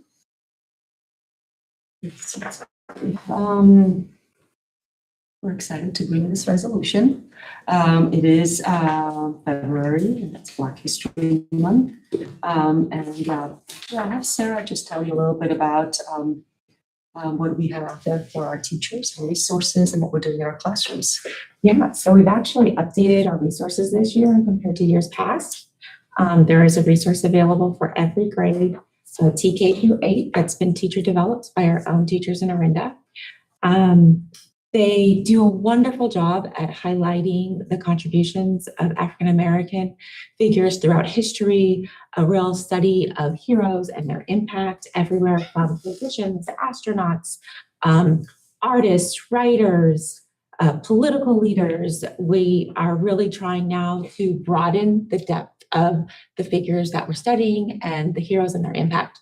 And all the way up through 8th grade, where it's really more of a focus on the African-American experience and in really their experience of the American story and how that's a unique story. So a really diverse array of figures studied, a really rich experience, I think, happening in every single one of our classrooms. Some teachers take on just one lesson, but I have to say the majority of them go way beyond the lesson that we provide as a district expectation and do a more robust thing throughout the entire month. And we also link those resources for other teachers to explore as well. So That's great. Can I make a Yeah, go quick ahead. comment? I appreciate that. And I know it's also, they go beyond the month too, which I'm really Yes. grateful for. And I know the amazing caregivers and parents are too. So thank you. yeah, it's really important to embed it throughout. Thank you for making those resources available in one place for teachers to find.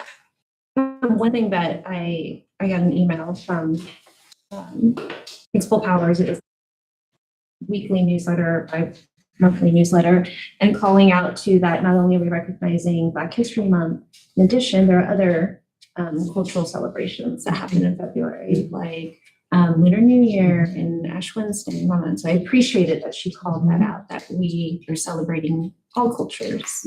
That's happening in the month. Yeah. So before we vote on this, we'll read it out loud. Would you start, please? Sure. Whereas Black History Month is an annual celebration of the achievements by African Americans and a time for recognizing their central and critical role in United States history, and Whereas each year during the month of February, the citizens of the United States devote the month to recognizing and celebrating the achievements of African Americans and their contributions to the success and prosperity of the United States, and Whereas Black history has been celebrated in the United States since 1926, when Carter G. Woodson established a week of celebration, and in 1960, the celebration evolved into a month of homage and tribute.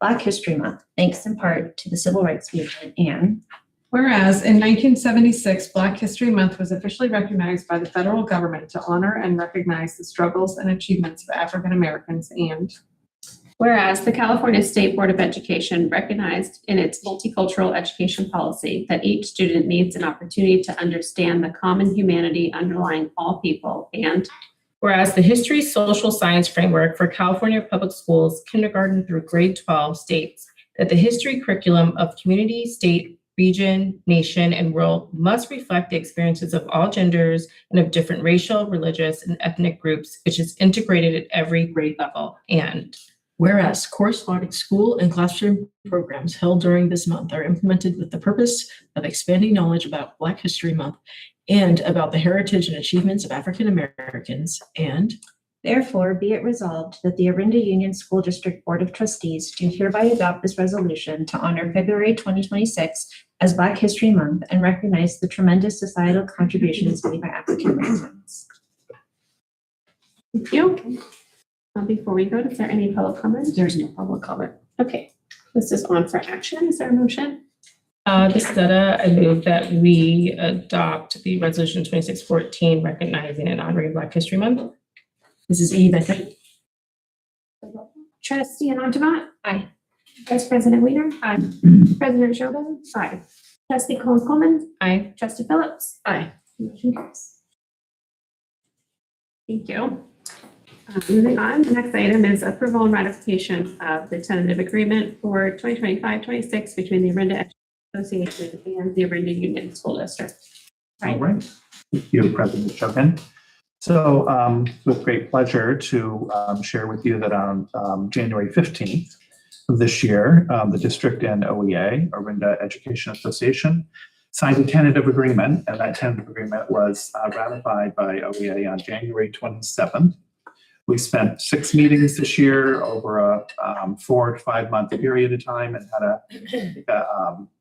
a very positive and collaborative solution focused negotiation session. Each one was 2 to 5 hours and we got it done. Happy about that. And within this agreement, you'll see a 2.75 ongoing increase to the OEA unit salary schedule, which is teacher and counselor.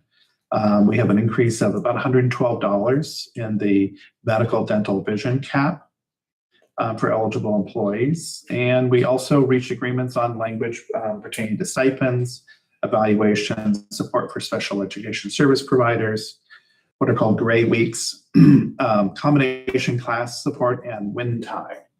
And with this, we were able to work through our grievance process regarding class size with OEA, and they have subsequently withdrawn their grievance and arbitration request regarding the OIS class size matter.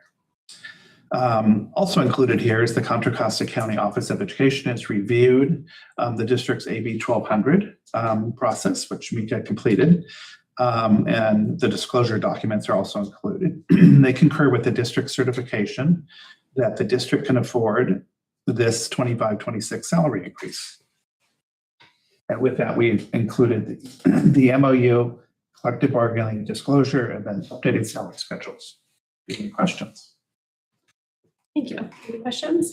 A big thank you to everyone that was part of this effort for bringing this forward, and appreciate it. Thank you. It's great news. Happy to come to an agreement and collaboratively as well. We appreciate your support as well.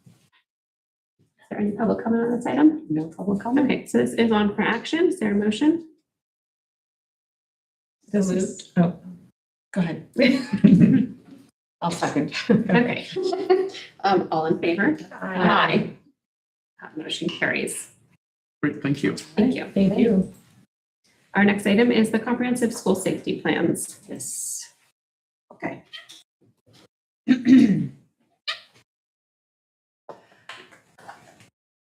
All right. All sorts of requirements for tonight. So we have to adopt a safety plan, and each school must report on the status of its school safety plan in an annual SARC or school accountability report card, school districts that are bigger than 2,500, each school site actually has to have a safety plan. So we have 4 safety plans, even though we're presenting common goals, because that's how we've been working on them throughout the district, is as common goals. We are allowed to either utilize our school site council or delegate the responsibility of development of the safety plan to a safety committee. In our district, our schools have been utilizing site councils for the last couple of years and this year as well. We do actually consult with our local law enforcement and appropriate agencies like FD as they review those plans as well. So what's the review process for this school year? Our school sites engage their site councils. And just so you know, our site councils have teachers classified and parents on their site councils to review the proposed goals, provide feedback, and actually review the comprehensive site plans that are the full plans themselves. Last year, during the 24-25 school year, we engaged a consultant they did a full review of the physical and social emotional safety. So there was 2 separate consultants working together of all of our school sites. And then this year is a continuation of the implementation based on those assessed needs. We engaged in collaborative ongoing conversations with our local agencies. We work closely with MOFD and Orinda Police Department with both chiefs. And then our goals and actions are being recommended based on the preliminary safety review, agency recommendations, and our staff input. Along with this, what's not posted here is a full review of all the required policies, which there's a list of those on the next slide. And we've done all of the policy reviews, all the requirement reviews from the state, and that's done for every single school site plan. And we did not post those. What we've been told is not to post plans because you actually do safety protocols, like where do you shelter? How do you shelter? How do you call for shelter or a lockdown procedure? Where do you evacuate, which are considered security measures that you should not be disclosing? However, we do have them available should somebody want to come in like a parent and examine them, and then we know why they're examined. So what we do post and review are actual goals that we continue to work, which are areas of improvement. So before I do that, these are the components of the safety plan that are mandatory. So I won't read through them, but you can see these are basically policies that we examine, look and make sure that we have everything in place. In addition to the policies, there are procedures. And then under number 13, which are emergency plan procedures and disaster procedures, those involve all of our evacuations, like our fire evacuations, fire on campus, fire off campus, floods, aircraft coming down. All those things are actually mandatory. So there's a multitude of emergency procedures. New requirement this year to be included as part of the safety plan is instructional continuity plan. And that's our, should the schools close due to an emergency like a pandemic or a fire like what happened in Palisades last year, that the district has to have a plan in place on how do you go to distance learning. So that was a brand new plan, and we have that in our comprehensive safety plans as well.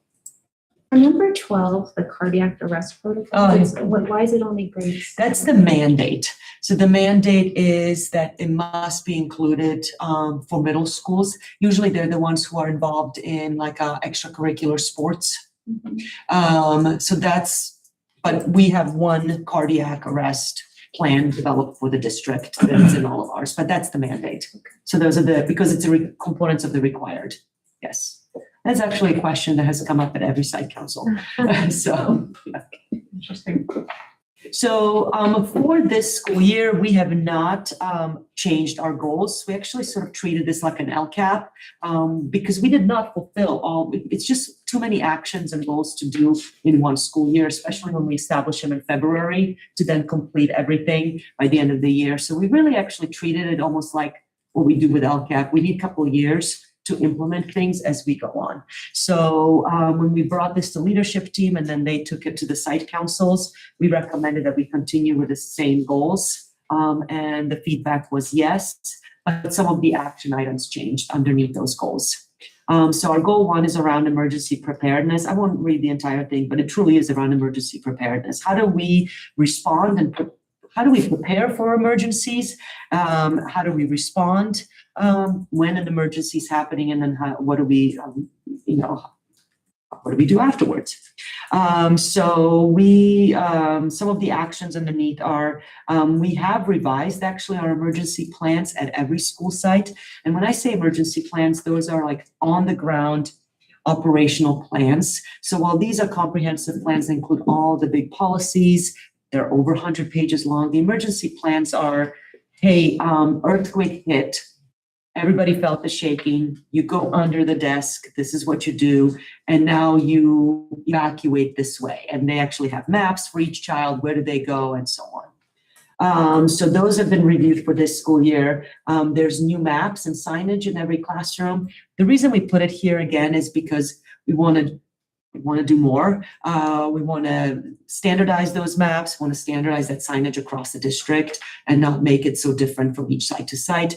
We only want to look at what substitutes get in their daily things because we get some confusion as the subs take on, especially during the emergencies. Try to establish regular coordination meetings with our emergency responders. There's a lot more of those at the start of the year, especially during heightened season, and a lot more questions like fire seasons and such. But emergencies happen all year long, so that's a continued goal. Parent and community communication related to emergencies. We've actually gotten good feedback that when an emergency happens, our communications are really solid with our parents. We've had that during earthquakes. We had that during potential fire drills or fires, but also in the past in lockdowns and shelter in place. We've gotten good feedback on how we centralize basically district office becomes communication headquarters, and then we write communications for the sites so they can deal with emergencies. But I think what we can do better is, those one-pagers or slides. So we've seen some best practices in neighborhoods, in neighboring districts. People don't want to read a lot of words. So what can we do to send out to the community so that it's on our website so they can see what are our protocols without disclosing our security measures. You heard tonight, like every BASC employee is CPR and first aid trained. So we're actually, Brian is working with our Keenan, our insurance, to offer that to other classified employees as well, and other staff.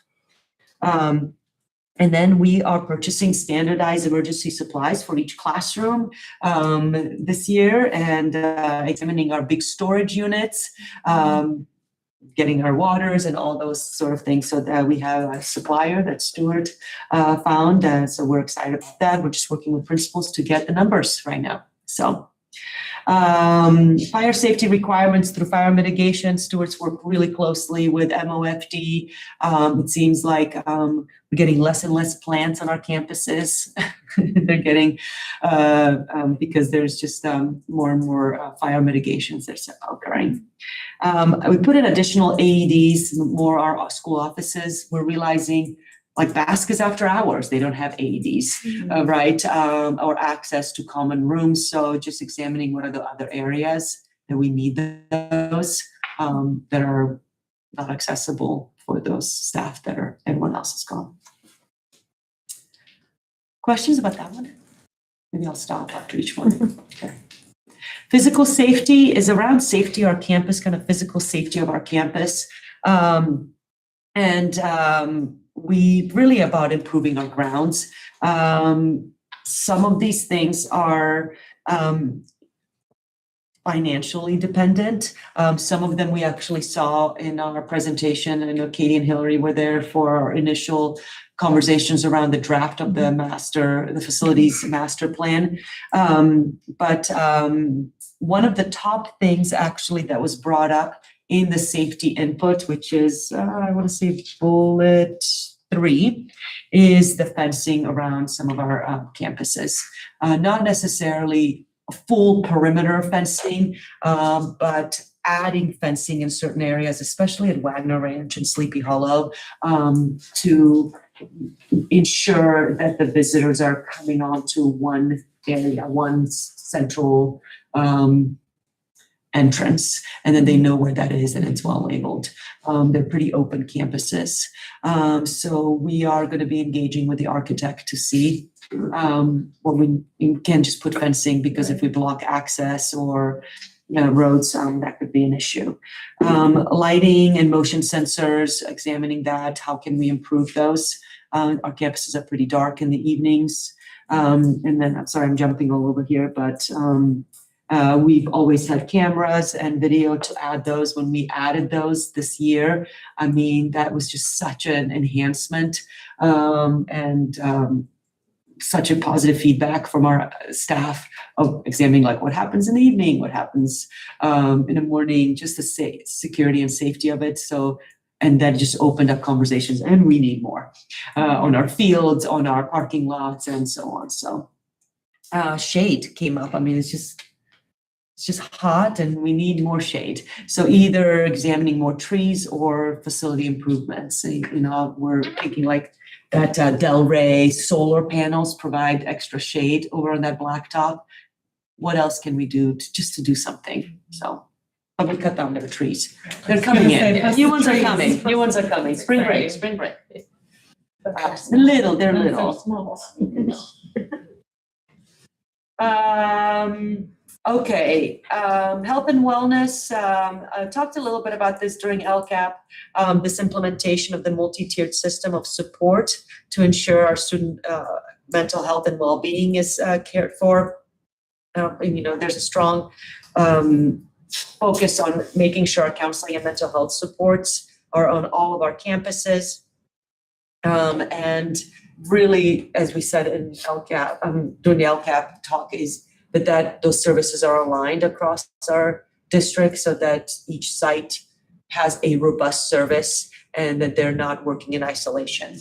There was input quite a bit from our site councils, a need for more parent education series, even though actually when we talked about, if you actually go to what we offer on the Venture series, there's a lot of good programming and it's on demand whenever you need it, but people forget. So what can we offer here on site? And then, looking at some additional curricula that we can supplement our second step. We did implement See Something, Say Something, which is great. We've actually, it's been utilized several times, especially at the onset of implementation for some high-risk behaviors. So that was very successful. I think it's reminding students that we have it and community members. And then the last goal is around positive student behavior, and that's developing and implementing comprehensive positive behavior matrix, which has been actually a big focus of the last CAP session. So that's really exciting, is looking at how that's part of that multi-tiered system and ensuring consistency across all campuses. And then how do we support our staff in making sure they have the right tools across all the districts, across all the sites. We want to make sure we reinforce the positive behavior as opposed to being punitive. But what are those behavior interventions? I'll say that our behaviorist across the districts has just been a great success. That's the first year of implementing that. She's providing a lot of professional development for all staff. So that's really good too. And then data around the behavior tracking systems. So those are the goals and actions. Really, we're looking any questions, comments, thoughts, final input, and looking for your approval. Or additional questions, comments? I just really appreciate the way that you put this together, and I appreciate that it's continuing from next year, because as you said, we continue to work on all of these. So Thanks. I also appreciate the format. This is a few years now that it's been organized like this, and I appreciate the 4 central pieces to it.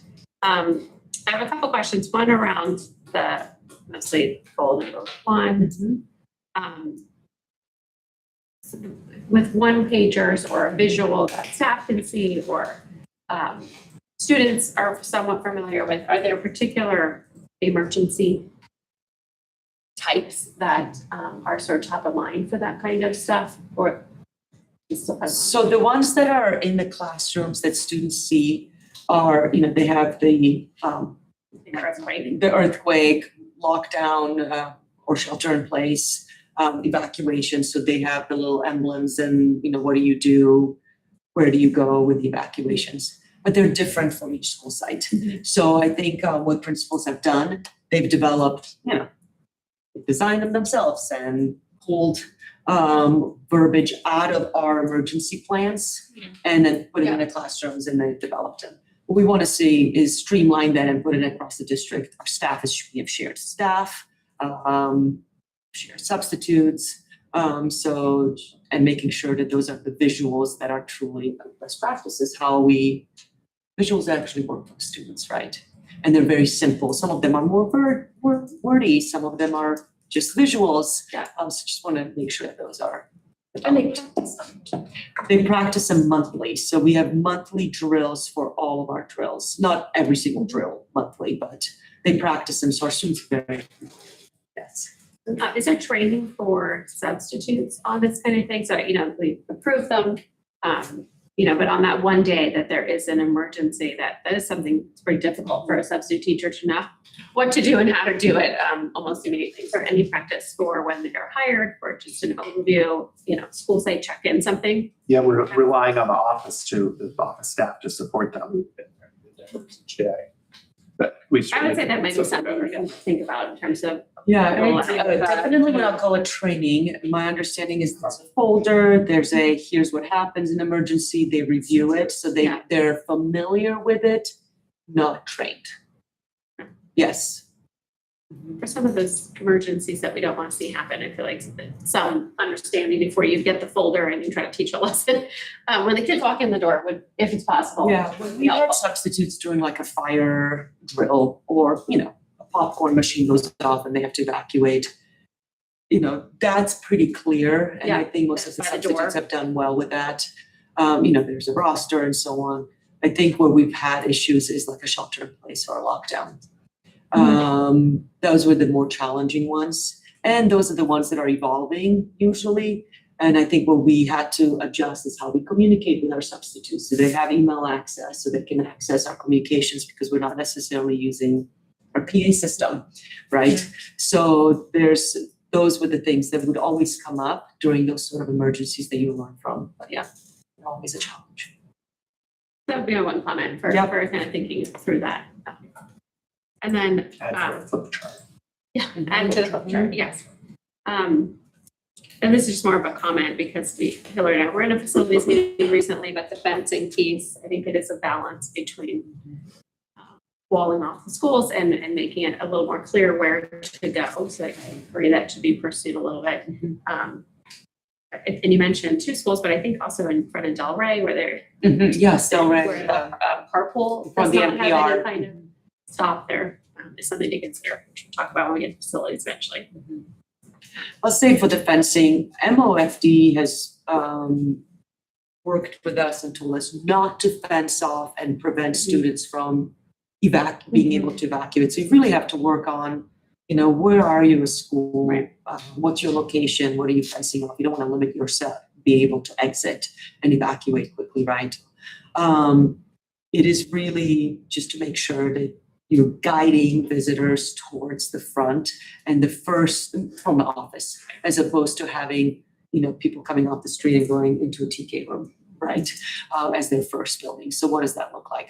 I also know one of the schools just put in all sorts of fences, name them, and they're so, they had to just take them all down because they made such a labyrinth of fencing that the TKers were actually getting lost in between. So you really do have to be like, what are you trying to accomplish with the fencing? Will it actually keep people out, or will you then keep them in? What is the purpose? So we want to be thoughtful about it, as opposed to because. Just to put fencing doesn't mean that you're safe. Well, and we also heard. That's not what the research doesn't support.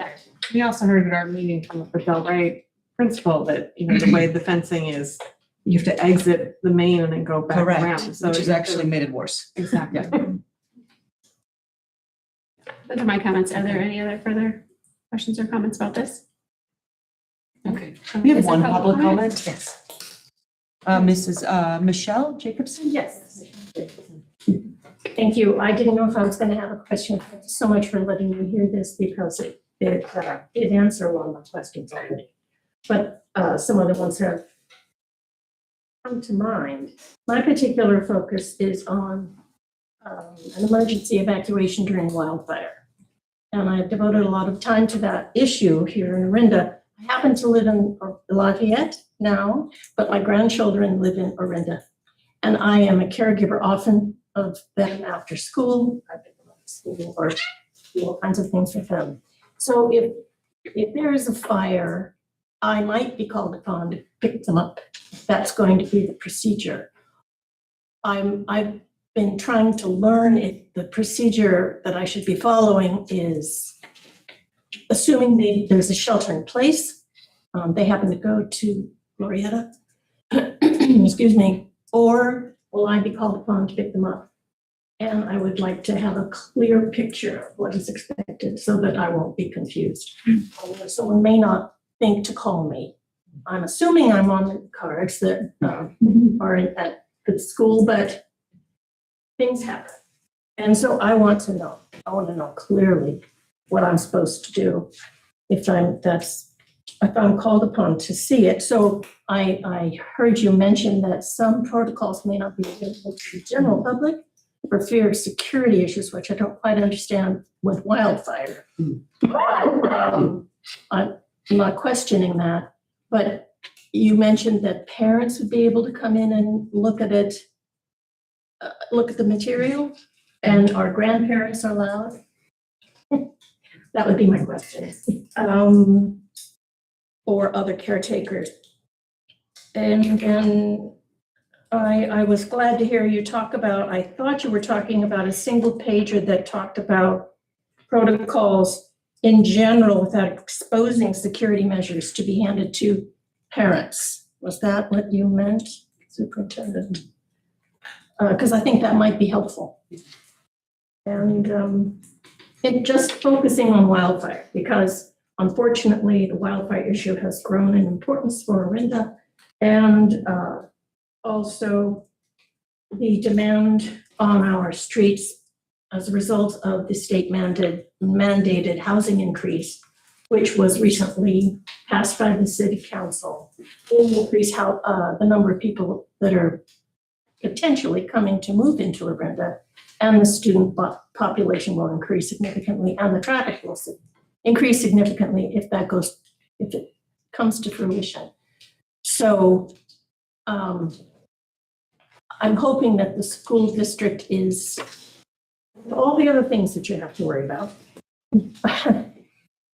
able to consider planning for that, because I think we can't assume it won't happen if that's a dangerous assumption.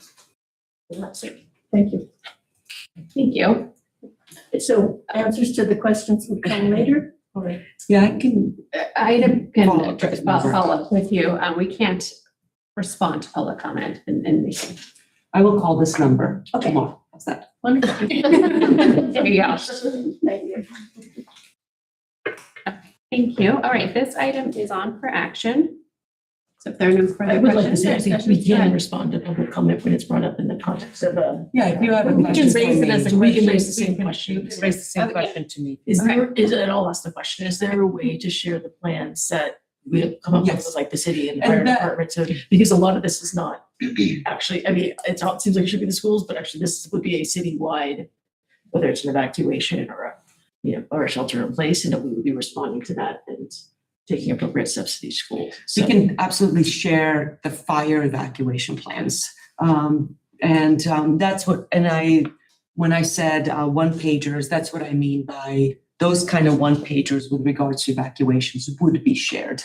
It's the entire comprehensive plan that has all sorts of other things that is not now publicly posted. But that is the plan, to share one pagers or one sliders so that the community sees Glorietta evacuations is this, Sleepy Hollow is this. And your point with regards to where does the city take over? Most of our drills around fire evacuations, the fire happens on campus. Where do students evacuate? The wildfire, as you get out, the police department takes over evacuations once you're beyond the school property. it is a plan for all of our school sites to evacuate in case of wildfire. And the shelter in place, it's really like a last resort, and that would be only at Sleepy Hollow Elementary. So all of our schools, the plan is if there's a wildfire, the first person on the contact list is called to get, to pick up their child, which is usually their parents. If there's no pickup, then it's the next number, right? It goes down. So I would encourage grandparents and others to make sure that they're on the formal contact list. It is really what is written in our plan is there's a wildfire, the emergencies, MOFD calls for an evacuation of a particular school. We evacuate to a certain location, do the attendance no different than what roll call was described in Basque earlier, right? And then we start calling parents and releasing those kiddos to them as they come and get them. In case of, and then Orinda PD is really watching that. For some reason, if there is a situation where the parents can't get to the school, then the streets are blocked off by the police. They really actually, the city of Orinda would call county connection buses to come get them. They have those, that's a must by emergency. I'm just saying that's the plan. If that could happen, they do a counterflow. They actually block off the streets, and the county buses would come in, our evacuation sites where the pickup would happen. Then the parents are contacted, go to the BART. That's the first. If that doesn't work, it's Akalani's high school or whatever they identified. That's not the plan. Really, the only shelter in place would be like last resort is at Sleepy because of the NPRs, the possible shelter in place. But that location also would be if there was a fire type of day, red flag, high winds like 60 miles per hour, like a Palisade type, weather conditions.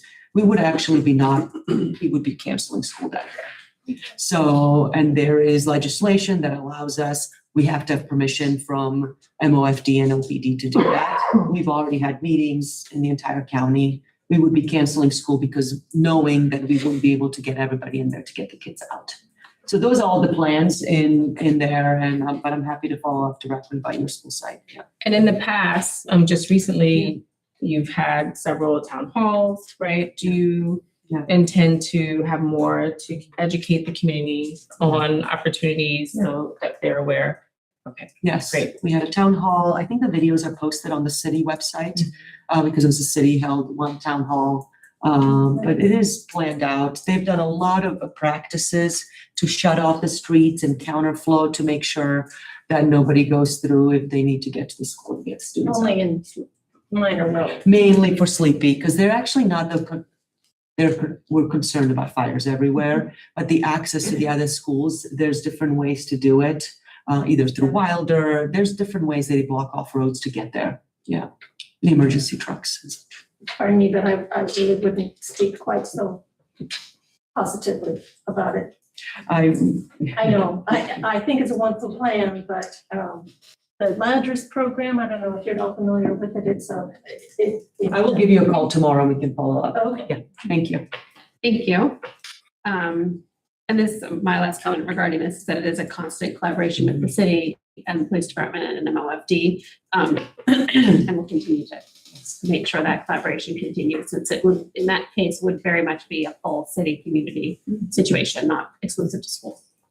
But I do agree with Edda's comment about, future town halls and, maybe making it a practice at the start of every school year. Yeah. Where it's, some particular time to really kind of share with our parent community, what our plans are. Absolutely. I think start of the year is a really good time when it's heightened of the fire season and it's really on everybody's mind. And parents are, have in their mind, Ready they're to gonna listen. attend things at schools and yes. Did you have parents attend?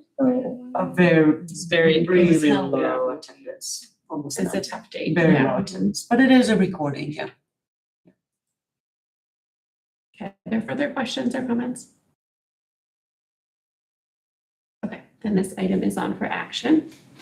Mrs. Hillary, I move that the board approve the comprehensive school safety plan. Mrs. Benita, I second. All in favor? Aye. Motion carries. Okay. Next item. Yes, so this is an annual assembly election, CSBA delegate assembly election. And delegates serve 2-year terms. You discuss in an open meeting merits of each candidate, and then you decide how to vote as a group. So this year, there are 3 candidates for 3 seats. But you can leave also, you can leave them all blank, you can vote for all, you can vote for some. So it is up to you. So I have shared your biographies with them, and that's really all I can say. Okay, so this has come up to us before. Does anyone have any comments, thoughts about this election? We vote. All 3 are incumbents, I'll say. I was gonna say so. And there's 3 for 3 spots. I appreciate them stepping forward to take on this role and collaborate in that way. So I'd be in favor of voting for all 3, so that it stays a full slate. I noticed other counties regions don't necessarily have their slates full. I'd rather have all the people in there that we are allowed to have as delegates. So that would be my preference, but open to hearing what other people think. I agree with that in general, and they all seem to recognize the funding, challenge. Yeah, I was gonna make the same comment. Just appreciate stepping up. The funding Funding, issue. I mean, there's one that's a little, she's still talking about COVID, but Well, other districts are still facing the attendance well, issues. that's true. Attendance and test scores and Right, such. it wasn't really, related to that necessarily, but yes, I do support all 3. Okay. And any other thoughts, or feel good with that? Okay, and is there public comment? No. Okay, I think so. So this item is on for action. There is a motion. This is Taylor Andy with the board. Vote for all 3 named individuals for the CSBA delegate assembly. Steve, I second. All in favor? Aye. Motion carries. Thank you. Okay. Your E&I implementation. I'm trying. I'm ambitious tonight. All right. Hello. All right, Measure E&I. Right, yet another quarterly update. So as we continue on, again, correction is not starting till the summer, so there aren't a lot of items to update on. There is one notable item, so as we scroll into the next round of projects that are still in progress, we continue to close out the. Sorry. Nope, Where am I going? This? That's the one. Okay. We continue to close out the campuses that were completed in the summer. So there were some final items that were called out by the state to be corrected. So we're working on correcting those items. It takes a little time because, as you know, the campuses are occupied. So we have to kind of find a way to fit the work in and around the campuses and their activities. For the 30s wing, that has been approved by DSA. So we are in pre-construction and evaluation of the drawings with the contractor, which is Rodan, who's already performing the modernization. So we will be receiving pricing on that shortly. So that will be most likely by the next quarterly update, we'll have pricing on that and we'll be able to update all the budget numbers with the 30 swing costs. And you'll share the drawings for that as well? Okay. Where do you want me to go? We can jump past the program schedule, that hasn't changed. For Measure E, the project budget, that's everything. Only changes have been items expended since the last quarter as we continue to spend down for the modernization projects. Sleepy Hollow multipurpose room and the OAS student services buildings, those should be off and coming up shortly as those no longer have any further extension. And then for Measure I, same for the HVAC project, and the network upgrade should be wrapping up shortly as well. We're in the final stage of closeout for that project. The next item is the total summary for all bond funds, including the latest total interest accumulated, there is still approximately 3.6 million in available funding for projects, but that again does not include the 30 swing, as we do not have official pricing for that yet. I thought there was something else that we talked about at the bond executive team meeting that was not included in that, was there? Or was it just the 130? Just the 30? Just the 30 swing. There was a couple of additional potential projects that that we would- discussed, okay. but those aren't, they haven't really come to fruition just Okay. yet. Okay. And then for the individual projects, for the network upgrades, again, as the encumbered amount starts to drop to close to zero, we're wrapping up right at the end of this project. The only thing that remains are final closeout documents and paying the retention. And then for the overall district-wide modernization, we're roughly halfway through, a little less than now that we're adding the 30s wing, but numbers reflect that. As we continue to wrap up the, not change orders, but the unforeseen costs of the work over the summer, we're projecting that we are only about 30%, we will only expend a total of close to 30% of the contingency plan at Del Rey and Glorieta and OAS through this first half of the work. We don't expect to expend even that much into the next summer. We're hopeful. We're not running into as many problems, and lessons learned from the previous summer are allowing us to kind of get ahead of things for the following summer. So it's quite optimistic. All right. That's all for the quarterly updates. Again, not a whole lot's happened in the last few months, but were there any other questions or specific project-specific issues that we want to address? Can you speak to preparations for this summer's modernization? Yes. So for this coming summer, one of the main concerns is Sleepy Hollow, as Sleepy Hollow is going to do roofs, as that is a bit more intensive than just the interior ceilings that we did in classrooms in Glorieta and Del Rey. We are going to be working with the staff and the principal to try to get one of the roofs done over spring break to allow the contractor and us to kind of get an idea as to anything that we may run into later on, so that we can prepare for that before the summer starts. And additionally, any additional prep work that may be required to continue the work on the roofs. We will work hard not to disturb Sleepy Hollow as much as possible, but it's a difficult campus, as we know, with construction and its access. So we'll do what we can there. Wagner Ranch we hope to be relatively uneventful. There's really, as is the campus with the least amount of work required for the modernization. So we're hoping that will go quite smoothly. And then for OAS, once we get the pricing and the scheduling worked out for the start of work, we're hopeful that we can get the demolition and all the noisy bits of the 30s wing done during spring break as well. So that way work can continue on during school, at least within the inside of the 30s wing for that project. So that we can get the 30s wing as well complete before the start of school the following year. Thank you. Exciting, yeah. It's exciting. Are there other comments or questions about this? I mean, at some point, we'll need to review those additional dollars, we have an actual sense of how much we have left to kind of figure out what we can do with them. Yeah, as soon as we get that pricing, hopefully we can do a bit of, we will be working through any sort of value engineering we can to kind of work that price down even further.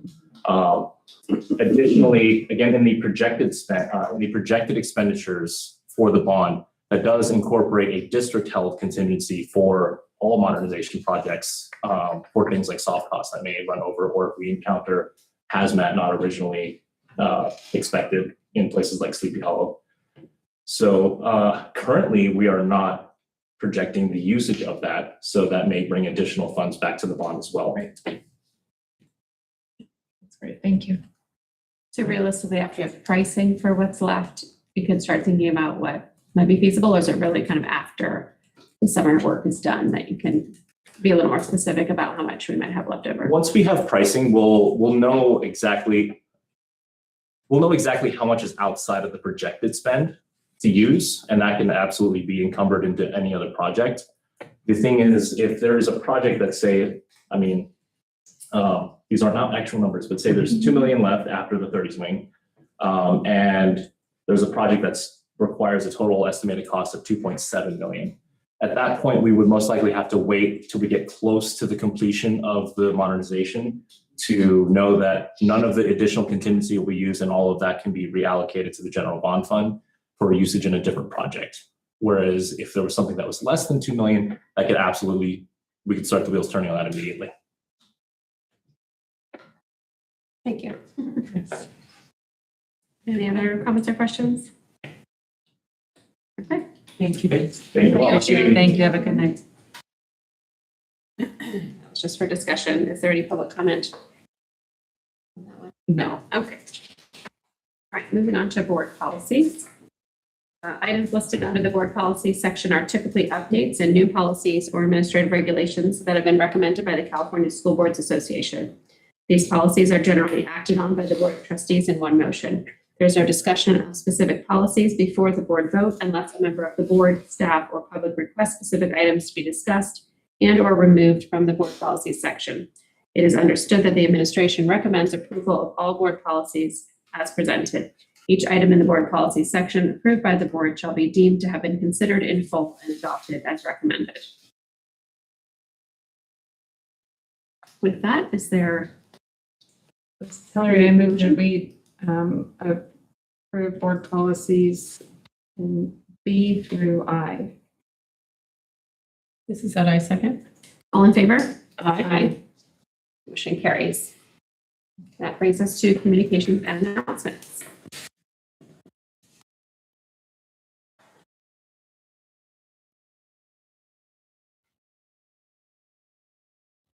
Good evening, Board of Trustees, District Leadership, parents, and community members. I'm Charles Shannon, President of the Orinda Education Association. I'm also every meeting accompanied by Sean Brennan, who's our Vice President of the Orinda Education Association. So it's a pleasure to be here tonight. I want to celebrate the amazing work of our teachers that they're doing right now during this incredibly busy time of the year. Our educators are currently pouring their energy into administering assessments and completing report cards, a process that requires immense care to ensure every child's growth is accurately reflected. This work is being balanced alongside thoughtful preparation for select parent-teacher conferences and the leadership of wonderful activities in honor of Black History Month and the Lunar New Year. It is inspiring to see our staff manage these rigorous, professional responsibilities while simultaneously creating such joyful and inclusive learning experiences for our students. We're deeply grateful for their heart and their tireless efforts. In addition, Orinda teachers would like to express our sincere appreciation for our Director of Facilities, Stuart Watson. Stuart has been instrumental in modernizing and maintaining all of our schools throughout the district.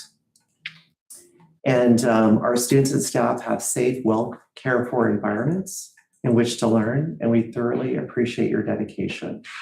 And we hope that in the future you visit us so we can continue telling you how much we appreciate how beautiful our schools are. In closing, I'd like to thank Trustee Benita Amantabat and Board President Katie Shogan for attending a school board breakfast this past Saturday. They were joined by myself, Lisa Rudolph, and Linda Adams-Walker from the Orinda Education Association. We value these events sponsored by the California Teachers Association and the Alameda Contra Costa Service Center, as they are vital for developing positive relationships and a shared understanding between our local association and all of you, our distinguished school board members. In closing, we're so grateful for the heart, the dedication, and unwavering commitment of our entire team here tonight and everyone else in our district in support of our children. So on that, thank you very much and have a safe travel home tonight. Thank you, Charles. No one from CSTA? No. Okay. Great. Cabinet? I have one thing to say. Well, there's a couple bullets on here. And that is that this is certain somebody's last board meeting in an official capacity, and that's Stuart. I know Charles just expressed. So we made him sit through all of that. But it is Stuart's last board meeting because he's retiring. So congratulations, first of all. But Stuart's done such an incredible job. I mean, you heard Vince talk about it, but Stuart has had his hands and fingers on every single thing that has happened here for the last 3 years. It's a huge loss to us because he just knows so much, everything. I now know how to protect my house from rats and mice. You use Tabasco sauce, which you get from Stephanie. And then I know about louvers. And there's so much that you walk around our facilities and there's no area of our campus that Stuart has not had a fingerprint or impact on. And he's only been here for just like short 3 years. That's it, which is just incredible. So we have done so much work in our district, and he's just jumped in. And Stuart's everywhere. You see his truck all over the place because partially he doesn't want to email you because he wants to see you in person and talk to you human to human, have a relationship, and really address the problem right away. So I just, you're just going to be incredibly missed. I'm not quite sure how we're going to finish all that without you, but I'm happy for you. So just wanted to say that. So.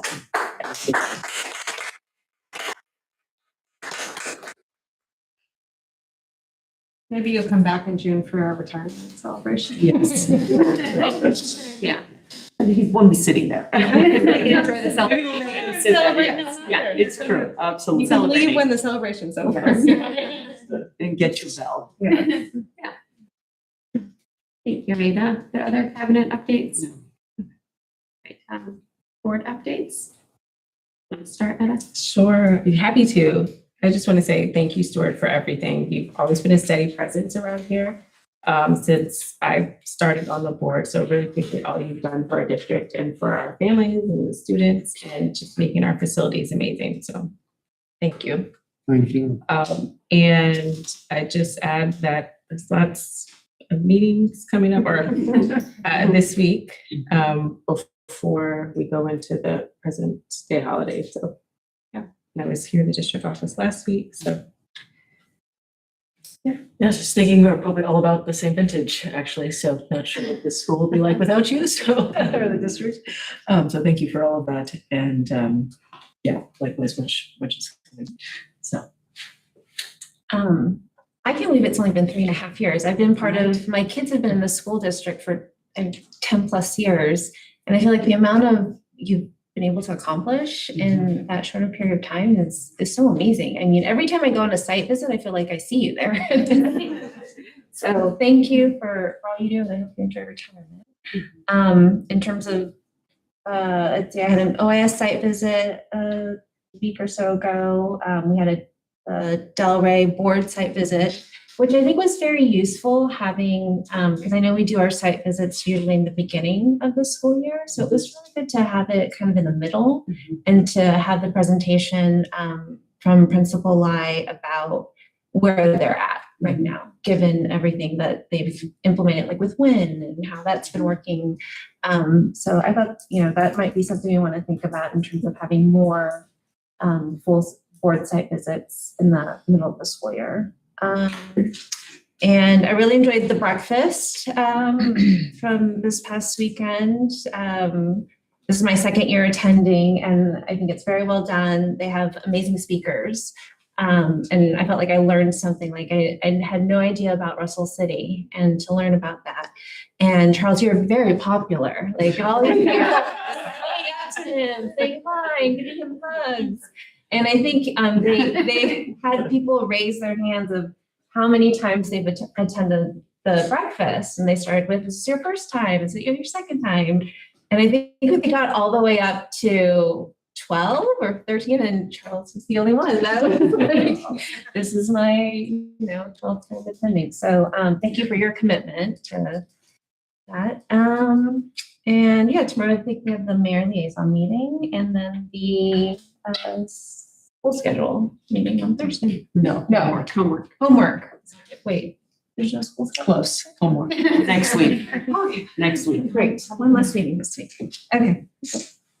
I will just echo all the sentiments. So appreciative of everything you've done for our facilities and our district, and just appreciate your kind of no nonsense approach to making sure that we are addressing everything at our facilities, from rodent problems to massive construction.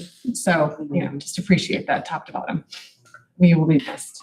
I don't have a lot to update. We've kind of already on the facilities theme. We had the facilities master plan meeting and the bond executive team meeting. Bunch of stuff coming up, like others said. I'm attending the 2x2 next week. Just being busy. I'm the last one to go, but thank you very, very much. I just echo everything everyone has already said. The fact that you've modernized that many schools in one summer is just still incredible to me. Appreciate your ability to organize like that, which is no small feat. But more importantly, that every single time I have been on campus, you're pretty much there, and thoughtful, caring, responsible, and solution oriented, again, from like fly problems and ice to bigger issues like HVAC and all that stuff. So you will definitely be missed, and I hope you really, really enjoy your retirement and come back to celebrate when we honor retirees later. So thank you. Thank you. And then like Anita or Charles already said, I had a great time at the breakfast on Saturday. That was really nice to attend, nice to be with a broader group of educators. I also learned a whole lot through the speakers that were there. And so thanks for inviting us. I enjoyed being there. I have been to a lot of meetings, and I have a lot of meetings coming up, I think. Just the bottom line, similar to what everyone has already said. But the site visits I've been on recently were really helpful. Delray and then Wagner Ranch since our last meeting. And I will be at the Board of Coffee this Thursday. That's what you're going to do with me. Yeah. And the 2x2 next week, as well as homework and schedule coming up. So a lot of good. I think that's it. Okay, we can move on. Okay, that brings us to our consent calendar. That's what that means. So it says right there. No. You didn't do to what? Oh, inactive. Okay, I'll move on to the consent calendar. Items listed under the consent calendar are considered to be routine and are acted on by the Board of Trustees in one motion. There is no discussion of these items before the board vote unless a member of the board, staff, or public requests specific items to be discussed and or removed from the consent calendar.